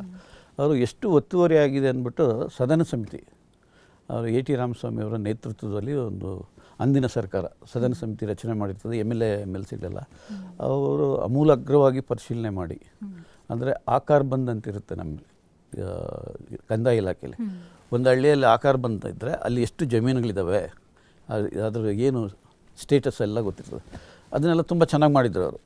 ಆಕಾರ ಬಂದು ನೋಡಿ, ವಿಸಿಟ್ ಮಾಡಿ, ಸಮಿತಿಯವರೆಲ್ಲ ವಿಸಿಟ್ ಮಾಡಿ ಒಂದು ವರದಿ ಕೊಡ್ತಾರೆ. ಆ ವರದಿಯಲ್ಲಿ 11,980 ಎಕರೆ ಒತ್ತುವರಿ ಆಗಿದಂತೆ. 11,980 ಎಕರೆ ಸರ್ಕಾರಿ ಜಮೀನು ಒತ್ತುವರಿ ಆಗಿದೆ. ಬೆಂಗಳೂರು ನಗರ ಜಿಲ್ಲೆಗೆ ಮಾತ್ರ ಸೀಮಿತವಾಗಿದ್ದು ಎ ಟಿ ರಾಮಸ್ವಾಮಿ ವರದಿ. ಅವರು 2008ಇಂದ 14ವರೆಗೂ ಯಾರು ಏನು ಟಚ್ ಮಾಡಿರಲಿಲ್ಲ. ಆಮೇಲೆ ನಾನು ಇದು ನೋಡಿದ್ನಲ್ಲ, ಕೆರೆಗಳು ಒತ್ತುವರಿ ಅದೊಂದೇ ಬೇರೆ ಯಾವುದಿದೆ ಅಂತ ಹುಡ್ಕೊಂಡು ಎಲ್ಲ ಪ್ರತಿ ಸಾಟರ್ಡೆ ಒತ್ತುವರಿ ತೆರವು ಅದೆಲ್ಲ ಮಾಡಿದೆ. ಅದ್ರ ಜೊತೆಗೆ ಏನು ಮಾಡಿದೆ, 11,980 ಎಕರೆ ಇದ್ದಿದ್ರಲ್ಲಿ 11,480 ಎಕರೆ ತೆರವುಗೊಳಿಸಿದೆ. 300 ಎಕರೆ ತೆರವುಗೊಳಿಸಲಿಕ್ಕಾಗಲಿಲ್ಲ. ಏಕೆ ಅಂದರೆ ಕೋರ್ಟಲ್ಲಿ ಕೇಸ್ ಇರೋದು, ಸ್ಟೇ ಇರೋದು, ಅದಕ್ಕೆ ಬಿಟ್ಟೆ. ಅದು ಬಿಟ್ಟು ಅದರ ಜೊತೆಗೆ ಎ ಟಿ ರಾಮಸ್ವಾಮಿ ವರದಿಯಲ್ಲಿ ಉಲ್ಲೇಖ ಇಲ್ಲದಿದ್ದಂಥದ್ದು 7,000 ಎಕ್ಸ್ಟ್ರಾ. ಸೊ ಒಟ್ಟು 18,860 ಎಕರೆ 18,860 ಎಕರೆ ಒತ್ತುವರಿ ಆಗಿದ್ದನ್ನು ತೆರವುಗೊಳಿಸಿದೆ. ಇದರ ಮಾರುಕಟ್ಟೆ ಮೌಲ್ಯ ಎಷ್ಟಿರ್ಬೋದು ಸರ್? ಮಾರುಕಟ್ಟೆ ಮೌಲ್ಯ 4 ಲಕ್ಷದಿಂದ 8 ಲಕ್ಷ ಕೋಟಿ. ಮಾರ್ಕೆಟ್ ಎಲ್ಲ ಇದು ನಮ್ಮ ಗೈಡೆನ್ಸ್ ಮಾರ್ಕೆಟ್ ನಾವು ಅದು ಲೆಕ್ಕ ಹಾಕಂಗಿಲ್ಲಲ್ಲ. ಸಬ್ ರಿಜಿಸ್ಟರ್ ನೋಡಿಕೊಂಡು 8 lakhs crores ಅಂತೆಲ್ಲ ಆಗ್ತಾಯಿದ್ವು. ನಾನು ಪ್ರತಿ ಶನಿವಾರ ಒತ್ತುವರಿ ತೆರವುಗೊಳಿಸ್ತಾ ಇದ್ವಿ. ನಿಮ್ಗೆ ಬಹುಶಃ ನೋಡಿರಬೇಕು, ಭಾಳಷ್ಟು ಎಲ್ಲ ಬುಕ್ಸ್ ಪೇಪರ್ಸ್ ಎಲ್ಲ ಕಡೆ ಅದ್ರ ಬಗ್ಗೆ ಬರ್ತಾ ಇತ್ತು. ಆಮೇಲೆ 28 MLAಗಳಿರ್ತಾರೆ, 3 ಜನ MP ಗಳಿರ್ತಾರೆ, ಹಾಗೆ ಎಲ್ಲ who will be involved in this. ಯಾವ ರೀತಿ ಇತ್ತು ಒತ್ತಡ, ಯಾವ ರೀತಿ ಇತ್ತು ನಿಮಗೆ? ನೋಡಿ, ನಾನು ನೇರವಾಗಿ ಹೇಳಬೇಕು ಅಂದರೆ ಬೆಂಗಳೂರು ನಗರ ಜಿಲ್ಲೆಯಲ್ಲಿ ತಾವು ಹೇಳ್ದಂಗೆ 28 MLA, ಒಬ್ಬರು ಆಂಗ್ಲೋ ಇಂಡಿಯನ್ 29 MLA, ಒಂದು 12 MLC, Rajya Sabha member, Lok Sabha, district incharge minister ಎಲ್ಲ ಬೆಂಗಳೂರು. ಆದರೆ ನಾನು ಯಾವ ರೀತಿ ಯಾರಿಗೂ ಫೇವರ್ ಏನಿಲ್ಲ, ಎಲ್ಲ ಕಾನೂನು ಪ್ರಕಾರನೇ ಮಾಡ್ಕೊಂಡು ಹೋಗ್ತಿದ್ದೆ. ಯಾರೂ ಇದು ಇಲ್ಲ, ಇದೆಲ್ಲಕ್ಕೂ ಹೆಚ್ಚಾಗಿ ಗುರುಗಳ ಆಶೀರ್ವಾದ. ಒಬ್ಬರು ಯಾವ ಬೆದರಿಕೆ ಕರೆನೂ ಬಂದಿಲ್ಲ ನನಗೆ, ಈ ರೀತಿ ಮಾಡಿ ಯಾವ ರೀತಿ ಮಾಡಿ ಯಾರೂ ಹೇಳಿಲ್ಲ. ದೊಡ್ಡ ದೊಡ್ಡ ಡೆವಲಪರ್ಸ್ದೆಲ್ಲ ತೊಗೊಂಡಿದ್ದೀನಿ, ಆಶಾ ಡೆವಲಪರ್ಸು, ಮಂತ್ರಿ ಡೆವಲಪರ್ಸು ಎಲ್ಲ ಪೂರ್ತಿನೇ ತೊಗೊಂಡಿದ್ದೀನಿ. ಒಬ್ಬರು ಒಂದು ಕರೆ ಇಲ್ಲ. ಇಷ್ಟೆಲ್ಲ ಮಾಡಿ ಆದಮೇಲೆ ಒಂದು 6 ತಿಂಗಳಿಗೆ ನನಗೆ ವಿಜಯ ಕರ್ನಾಟಕದಿಂದ ಒಂದು ಫೋನ್ ಮಾಡಿದ್ರು. ಸರ್, ನಿಮ್ಮದೊಂದು ಫೋಟೋ ಕೊಡಿ ಅಂತ. ಯಾಕ್ರಿ ಫೋಟೋ? ಅದೇನು ಬರ್ಕೊಂತಾರೆ ಬರ್ಕೋಗ್ರಿ ಅಂದೆ. ಇಲ್ಲ ಸರ್, ಫೋಟೋ ಬೇಕು. ಇಲ್ಲ ಸರ್, ನೀವು ವರ್ಷದ ವ್ಯಕ್ತಿ, ಸರ್ಕಾರಿ ಸೇವೆಗೆ ವರ್ಷದ ವ್ಯಕ್ತಿಗೆ ಆಯ್ಕೆ ಆಗಿದ್ದೀರಾ ಅಂದ. ನಾನು ಎಲ್ಲ ಆಯಿತು, ನಾನು ಶನಿವಾರ ಹೇಳೋದು ಫೋಟೋನೂ ಇಲ್ಲ ನನ್ನ ಹತ್ರ. ಅದು ಯಾವುದೋ ಹುಡುಕಿ ಹಾಕಿದ್ದಾರೆ, ಅದರಲ್ಲಿದೆ ಸರ್ಕಾರಿ ಸೇವೆ ವರ್ಷದ ವ್ಯಕ್ತಿ. ಕೇವಲ 6 ತಿಂಗಳಲ್ಲಿ ಇಷ್ಟು ಸರ್ಕಾರಿ ಜಮೀನು ಒತ್ತುವರಿನ ತೆರವುಗೊಳಿಸಿದ್ದಾರೆ. ಸರ್ಕಾರಿ ಸೇವೆ ಅಂದರೆ ಗ್ರೂಪ್ ಡಿಯಿಂದ ಚೀಫ್ ಸೆಕ್ರೆಟರಿವರೆಗೂ ಒಬ್ಬರು ಕೊಡ್ತಾರೆ. ಆಮೇಲೆ ಫಿಲಿಮಲ್ಲಿ ಒಬ್ಬರು ಕೊಡ್ತಾರೆ. JH ಪಾಟೀಲ್ಗೆ ಕೊಟ್ಟರು ಫಿಲಿಮ್ ಫೀಲ್ಡಲ್ಲಿ. ಆಮೇಲೆ ರಾಜಕೀಯದಲ್ಲಿ ಹಿಂಗೆ ಫಿಲಿಮ್ ಎಲ್ಲ ಒಂದೊಂದು ಕಡೆ ಕೊಡ್ತಾರೆ. ಆ ಥರ ಎಲ್ಲ ಆಗಿ ಬಂದಿದ್ದು. ಈ ರೀತಿ ಹಿಂಗೆಲ್ಲ ಆಗ್ತಾಯಿದೆ. ಇಷ್ಟೆಲ್ಲ ಮುಗಿಸಿದೆ. ಯಾವ ಒಂದು ಬೆದರಿಕೆ ಕರೆನೂ ಇಲ್ಲ, ಎಂಥದೂ ಇಲ್ಲ. ಬರೀ ಯಾವ ಒತ್ತಡಕ್ಕೂ ಅಥವಾ ಆಮಿಷಗಳಿಗೂ ಒಳಗಾಗಲಿಲ್ಲ 4 ವರ್ಷದಲ್ಲಿ. ಯಾರೂ ನನಗೆ ಬಂದು ನೋಡ್ರಿ ಈ ಥರ ಮಾಡಬೇಕು ಅಂತ ಯಾರೂ ಹೇಳಲಿಲ್ಲ. ಯಾಕೆಂದರೆ ಆ ಥರ ಸಿಸ್ಟಮ್ ಇತ್ತು. ಅವರು ಸರಿ ಇದ್ದರೆ ಮಾಡ್ತಾರೆ, ಇಲ್ದಿದ್ರೆ ಇಲ್ಲ ಅನ್ನೋ ಎಲ್ರಿಗೂ ಹೋಗಿತ್ತು. ಯಾರು ಒಬ್ಬರು ಇಲ್ಲ. ಇವನ್ CM ಮುಖ್ಯಮಂತ್ರಿಗಳಿದ್ದವರು ಅವರು ಒಂದು ಹೇಳಿ. ಸರ್ಕಾರ ಮಂಜೂರು ಮಾಡುತ್ತೆ, ಅಂದರೆ ಈ ಭೂಮಿನ ಸರ್ಕಾರ ಮತ್ತೆ ಮಂಜೂರು ಮಾಡುತ್ತೆ. ಇದು ಕಾನೂನು ಬಾಹಿರವಾಗಿ ಅಥವಾ ಉಲ್ಲಂಘನೆ ಆಗಿದ್ರೆ ಅದನ್ನು ಯಾವ ರೀತಿ ಹೇಗೆ ಅದನ್ನು ಹ್ಯಾಂಡಲ್ ಮಾಡಿ? ನೀವು ಈಗ ಸರ್ಕಾರಿ ಜಮೀನು ಒತ್ತುವರಿ ತೆರವು KLR ಆ್ಯಕ್ಟ್ 1964, ಆಮೇಲೆ ಲ್ಯಾಂಡ್ ರಿಫಾರ್ಮ್ಸು, ಆಮೇಲೆ PTCL ಆ್ಯಕ್ಟು 78, 79 ಅವು ಇವೆಲ್ಲ ಬರ್ತಾವಲ್ಲ. ಆಮೇಲೆ 136(2), 136(3) ಇದು ವೈಲೇಷನ್ದೆಲ್ಲ ತರ್ಕೊಂಡಿದ್ದೀವಿ. ಈಗ ನೀವು ಹೇಳಿದ್ದು ಇನ್ನೂ ಇಂಪಾರ್ಟೆಂಟ್ ಇದೆ. ಒತ್ತುವರಿ ಆಗಿದ್ದು, ಒತ್ತುವರಿ ತೆರವು ಇಷ್ಟೊತ್ತು ಹೇಳಾಯಿತು. ಅದ್ರ ಜೊತೆಗೆ ನೀವು ಇಂಪಾರ್ಟೆಂಟು ಹೇಳಿದ್ವಿ. ಈ ಒಂದು ಸಂಘ ಸಂಸ್ಥೆಗಳಿಗೆ ನಾವು ಲ್ಯಾಂಡ್ ಕೊಟ್ಟಿರ್ತೀವಿ, ಮಂಜೂರು ಮಾಡಿರ್ತೀವಿ. ಮಂಜೂರು ಮಾಡಬೇಕಾದ್ರೆ ಕೆಲವು ಷರತ್ತುಗಳನ್ನ ಹಾಕಿರ್ತೀವಿ ನಾವು. ಎಲಿಜಿಬಿಲಿಟಿ ಕ್ರೈಟೀರಿಯಾ ಎಲ್ಲ ನೋಡಿ, ಎಲಿಜಿಬಿಲಿಟಿ ಇದ್ದರೆ ಲ್ಯಾಂಡ್ ಕೊಡ್ತೀವಿ. ಕೊಡಬೇಕಾದ್ರೆ ಯಾವ ಉದ್ದೇಶಕ್ಕೆ ಕೊಟ್ಟಿದ್ದೀವಿ ಅದೇ ಉದ್ದೇಶಕ್ಕೆ ಬಳಸಬೇಕು ಅಂತ ಕಂಡೀಷನ್ ಹಾಕಿರ್ತೀವಿ. ಆ ಉದ್ದೇಶಕ್ಕೆ ಬಳಸಲಿಲ್ಲ ಅಂದರೆ ಲ್ಯಾಂಡ್ ವೆಸ್ಟ್ ಟು ಗೌರ್ಮೆಂಟ್. ವಾಪಸ್ಸು ವಾಪಸ್ಸು ಓಕೆ. ಅದಕ್ಕೆ ಒಂದು ನಿಮಗೆ ಉದಾಹರಣೆಗೆ ಒಂದು ಎರಡು ಹೇಳ್ತೀನಿ ಬೇಕು ಅಂದರೆ, ನೀವು ಬನ್ನರ್ಘಟ್ಟ ರೋಡಲ್ಲಿ ಅಪೆಲೋ ಹಾಸ್ಪಿಟ್ಲು ಇದೆ ಬನ್ನರ್ಘಟ್ಟ ರೋಡ್, ಕರೆಕ್ಟ್. ಹಾಂ, ಬಿಳೇಕಲ್ ಅಂತ ಹಳ್ಳಿ, ಅದು ಓಕೆ. ಹಳ್ಳಿ. ಅದರಲ್ಲೇ 1991ರಲ್ಲೋ 96ರಲ್ಲೋ 5 ಎಕರೆ ಜಮೀನು ಕೊಡ್ತಾರೆ. ಒಂದೊಂದು ಎಕರೆಗೆ 1 ಲಕ್ಷ. ಯಾರು ಕೊಡ್ತಾರೆ ಅಂದರೆ ನ್ಯಾಷನಲ್ ಕ್ಯಾನ್ಸರ್ ರಿಸರ್ಚ್ ಸ್ಟಡಿ ಸೆಂಟರ್ಗೆ ಕೊಡ್ತಾರೆ. ಓಕೆ. ಅಂದರೆ ಯಾವ ಉದ್ದೇಶಕ್ಕೆ ಕೊಟ್ಟಿರ್ತೀವಿ ಅದೇ ಉದ್ದೇಶಕ್ಕೆ ಬಳಸಬೇಕು. ಅದು ನೀವು ಹೇಳ್ತಾ ಇದ್ರಿ 2 ವರ್ಷದ ಒಳಗಡೆ ಅದೇ ಯು ಆರ್ ರೈಟ್. 2 ವರ್ಷದೊಳಗಡೆ ಬಳಸ್ಕೊಬೇಕು, ಯುಟಿಲೈಸ್ ಆಗಬೇಕು. ಯಾವ ಉದ್ದೇಶಕ್ಕೆ ಕೊಟ್ಟಿದ್ದೀವಿ ಅದೇ ಉದ್ದೇಶಕ್ಕೆ ಕನ್ಸ್ಟ್ರಕ್ಷನ್ ಮಾಡಿ ಬಳಸ್ಕೊಬೇಕು, ಬೇರೆ ಯಾವುದಕ್ಕೂ ಕೊಡೋಂಗಿಲ್ಲ. ಈಗ ಪ್ಲ್ಯಾನ್ ತಗೋಬೇಕು, ಮಾಡಬೇಕು, ಟ್ಯಾಕ್ಸ್ ಕಟ್ಟಬೇಕು, ಅವೆಲ್ಲ ಮಾಡೋ ಕಂಡೀಷನ್ಸ್ ಇದೆ. ಇದು ಏನು ಮಾಡಿದ್ದಾರೆ, ಕ್ಯಾನ್ಸರ್ ರಿಸರ್ಚ್ ಸ್ಟಡಿ ಸೆಂಟ್ರಿಗೆ ಕೊಟ್ಟರೆ ಇವರು ಅಪೆಲೋ ಹಾಸ್ಪಿಟ್ಲ್ ಕಟ್ಕೊತಾರೆ. ನಮ್ಮ ಪೀರಿಯಡಲ್ಲಿ ಇದೆ ಉಲ್ಲಂಘನೆ ಅಲ್ಲ, ನಾವು ಹೋಗಿ ಮಂಜೂರಾತಿ ನಿಯಮಗಳ ಉಲ್ಲಂಘನೆ ಆಗಿದೆ ಅಂದ್ಬಿಟ್ಟು ನೋಟಿಸ್ ಕೊಟ್ಟು ಏರ್ ಮಾಡಿ ನೋಡಿದೆ, ಅದೆಲ್ಲ ಮಾಡಿ ಸರ್ಕಾರದ ವಶಕ್ಕೆ ತಗೊಂಡೆ. ಈಗ ಏಕಾಏಕಿ ಹಾಸ್ಪಿಟ್ಲ್ ನೋಡಿದಾಗ ಸೂಕ್ತ ಅಲ್ಲ ಅಂತ ನಿರ್ಧಾರ ಮಾಡಿ ಅಲ್ಲಿ ಬೋರ್ಡ್ ಆಗ್ತದೆ, ಏನಂತ ಕರ್ನಾಟಕ ಸರ್ಕಾರ ಕಂದಾಯ ಇಲಾಖೆ ಮಂಜೂರಾತಿ ನಿಯಮಗಳ ಉಲ್ಲಂಘನೆ ಆಗಿರೋದ್ರಿಂದ ಸರ್ಕಾರದ ವಶಕ್ಕೆ ಪಡೆಯಲಾಗಿದೆ, ನೀವು ಖಾಲಿ ಮಾಡಬೇಕು. ಜೊತೆಗೆ ಇದನ್ನು ಒಂದು ಹೆಲ್ತ್ ಇರೋದ್ರಿಂದ ಕಿದ್ವಾಯ್ ಸಂಸ್ಥೆಗೆ ಹಸ್ತಾಂತರಿಸಬೇಕು. ಅಂಥವರೆಗೂ ಮೆಡಿಕಲ್ ಎಜುಕೇಷನ್ ಡೈರೆಕ್ಟರ್ ಆಡಳಿತಾಧಿಕಾರಿಯಾಗಿರಬೇಕು ಅಂತ ಆದೇಶ ಮಾಡಿದೆ. ಅದೆಲ್ಲ ಡೀಟೇಲ್ಸ್ ಇದೆ, ಅಡ್ಮಿನಿಸ್ಟ್ರೇಟರ್ ಆಗಿ ನೇಮಕ ಮಾಡಬೇಕು ಅಂತ. ಆ ಥರ ಒಂದಾಯ್ತು. ಆಮೇಲೆ ಈಗ ಏಕಾಏಕಿ ಹಾಸ್ಪಿಟ್ಲ್ ಹೊಡೆದ್ರೆ ಒಂಥರ ಬೇಜಾರಾಗ್ತದಲ್ಲ, ಅಂದ್ರೆ ಎಷ್ಟು ಜನಕ್ಕೆ ಸಾವು ನೋವುಗಳಾಗುತ್ತೆ, ಕಾಮನ್ ಸೆನ್ಸ್. ಅದರಿಂದ ಮನಸ್ಸು ಬರಲ್ಲ. ಕಮರ್ಷಿಯಲ್ ಇದ್ದದ್ದು ಬೇಕಾದಷ್ಟು ಹೊಡೆದಾಕಿದ್ವಿ, ನೀವು ನೋಡಬೇಕು, 8 ಫ್ಲೋರ್ ಎಲ್ಲ ಹೊಡೆದಾಕಿ ಪ್ರತಿದಿನ ಪೇಪರ್ ಅಲ್ಲಿ ಹೆಡ್ಲೈನ್ಸ್ ಆಗಿತ್ತು. ಅಂದ್ರೆ ಇದೆಲ್ಲ ನಾವು ನೆನಪಿದೆ ಓದಿದಂತಹ. ಡೆಮಾಲಿಷನ್ DC ಅಂತ ಏನೋ ಟ್ರೈ ಆಗ್ತಾ ಇದ್ರು. ಅಷ್ಟೇ ಅಲ್ಲದೆ ನಿಮ್ಮ ಮಾನವೀಯತೆಗೂ ಕೂಡ ನೀವು ಹೆಸರುವಾಸಿಯಾಗಿದ್ರಿ. ಅಂದ್ರೆ ಈ ನವಚೇತನ ಟ್ರಸ್ಟ್, ನವಜೀವನ್ ಟ್ರಸ್ಟ್ ವಿಷಯಕ್ಕೆ ಬಂದಾಗ ಅದಕ್ಕಿಂತ ಮಾನವೀಯತೆ ಇನ್ನೊಂದು ಹೇಳ್ತೀನಿ, ನೀವು ಹೇಳಿದ್ ಕೇಳ್ತೀನಿ. ನಾನು ನವಜೀವನ್ ಟ್ರಸ್ಟ್ದು HL ಏರ್ಪೋರ್ಟ್ ಎದುರುಗಡೆ ಮೇಡಮ್ ಮೊನ್ನೆ ಕೊಳಲು ಅಂತ, ಆ ಕಾಲದಲ್ಲಿ ಹಳ್ಳಿ ಇಂದಿರಾನಗರ HL ಏರ್ಪೋರ್ಟ್ ಇದೆಯಲ್ಲ, ಮೊನ್ನೆ ಕೊಳಲಲ್ಲಿ 9 ಎಕರೆ 20 ಗುಂಟೆ ಜಮೀನು ಕುಷ್ಠರೋಗಿಗಳ ಪುನರ್ವಸತಿ ಪುನರ್ನಿರ್ಮಾಣಕ್ಕೆ ಸರ್ಕಾರ ಕೊಡುತ್ತೆ. 1959 ಆಗ 30 ಇಯರ್ಸ್ ಲೀಸ್ ಅಂತ ಕೊಡ್ತಾರೆ. ಅದು ಕೊಟ್ಟರೆ ನೀವು ಈಗಾಗಲೇ ನೀವೇ ಹೇಳ್ದಂಗೆ ಯಾವ ಉದ್ದೇಶಕ್ಕೆ ಕೊಟ್ಟಿದ್ದೀವಿ ಅದೇ ಉದ್ದೇಶಕ್ಕೆ ಬಳಸಬೇಕು. 2 ವರ್ಷದಲ್ಲೆಲ್ಲ ಮುಗ್ದಿರಬೇಕು, ಪ್ಲ್ಯಾನ್ ತಗೋಬೇಕು, ಪ್ರಾಪರ್ಟಿ ಟ್ಯಾಕ್ಸ್ ಕಟ್ಟಬೇಕು. ಇವರೇನು ಮಾಡ್ತಾರೆ, ನವಜೀವನ್ ಟ್ರಸ್ಟ್ ಅಂತ ಒಂದು ಶಾಲೆ ಪ್ರಾರಂಭ ಮಾಡ್ತಾರೆ. ಅದು ನರ್ಸರಿಯಿಂದ ಹಿಡಿದು PUCವರೆಗೂ ಇದೆ, ಹೈಟೆಕ್. ಒಂದು 6 ಫ್ಲೋರ್ ಇದೆ. ಅದು ಹುಡುಕಿ ಎಲ್ಲ ಯಾವುದೂ ಬಿಟ್ಟಿಲ್ಲ, ಎಲ್ಲಿ ಉಲ್ಲಂಘನೆ ಆಗಿದೆ ಎಲ್ಲ ಮೀಟಿಂಗ್ ಮಾಡಿ ಎಲ್ಲ ತಗೊಂಡು ಅಲ್ಲಿ ಹೋಗಿ ಸರ್ಕಾರದ ವಶ, ಕರ್ನಾಟಕ ಸರ್ಕಾರ ಕಂದಾಯ ಇಲಾಖೆ ಷರತ್ತು ಉಲ್ಲಂಘನೆ ಆಗಿರೋದ್ರಿಂದ ಸರ್ಕಾರದ ವಶಕ್ಕೆ ಪಡೆಯಲಾಗಿದೆ. ಗೌರ್ಮೆಂಟಿಂದ ಅಪ್ರೂವಲ್ಲು ತೊಗೊಂಡೆ, ದಿಸ್ ಈಸ್ ರಾಂಗ್ ಅಂತ.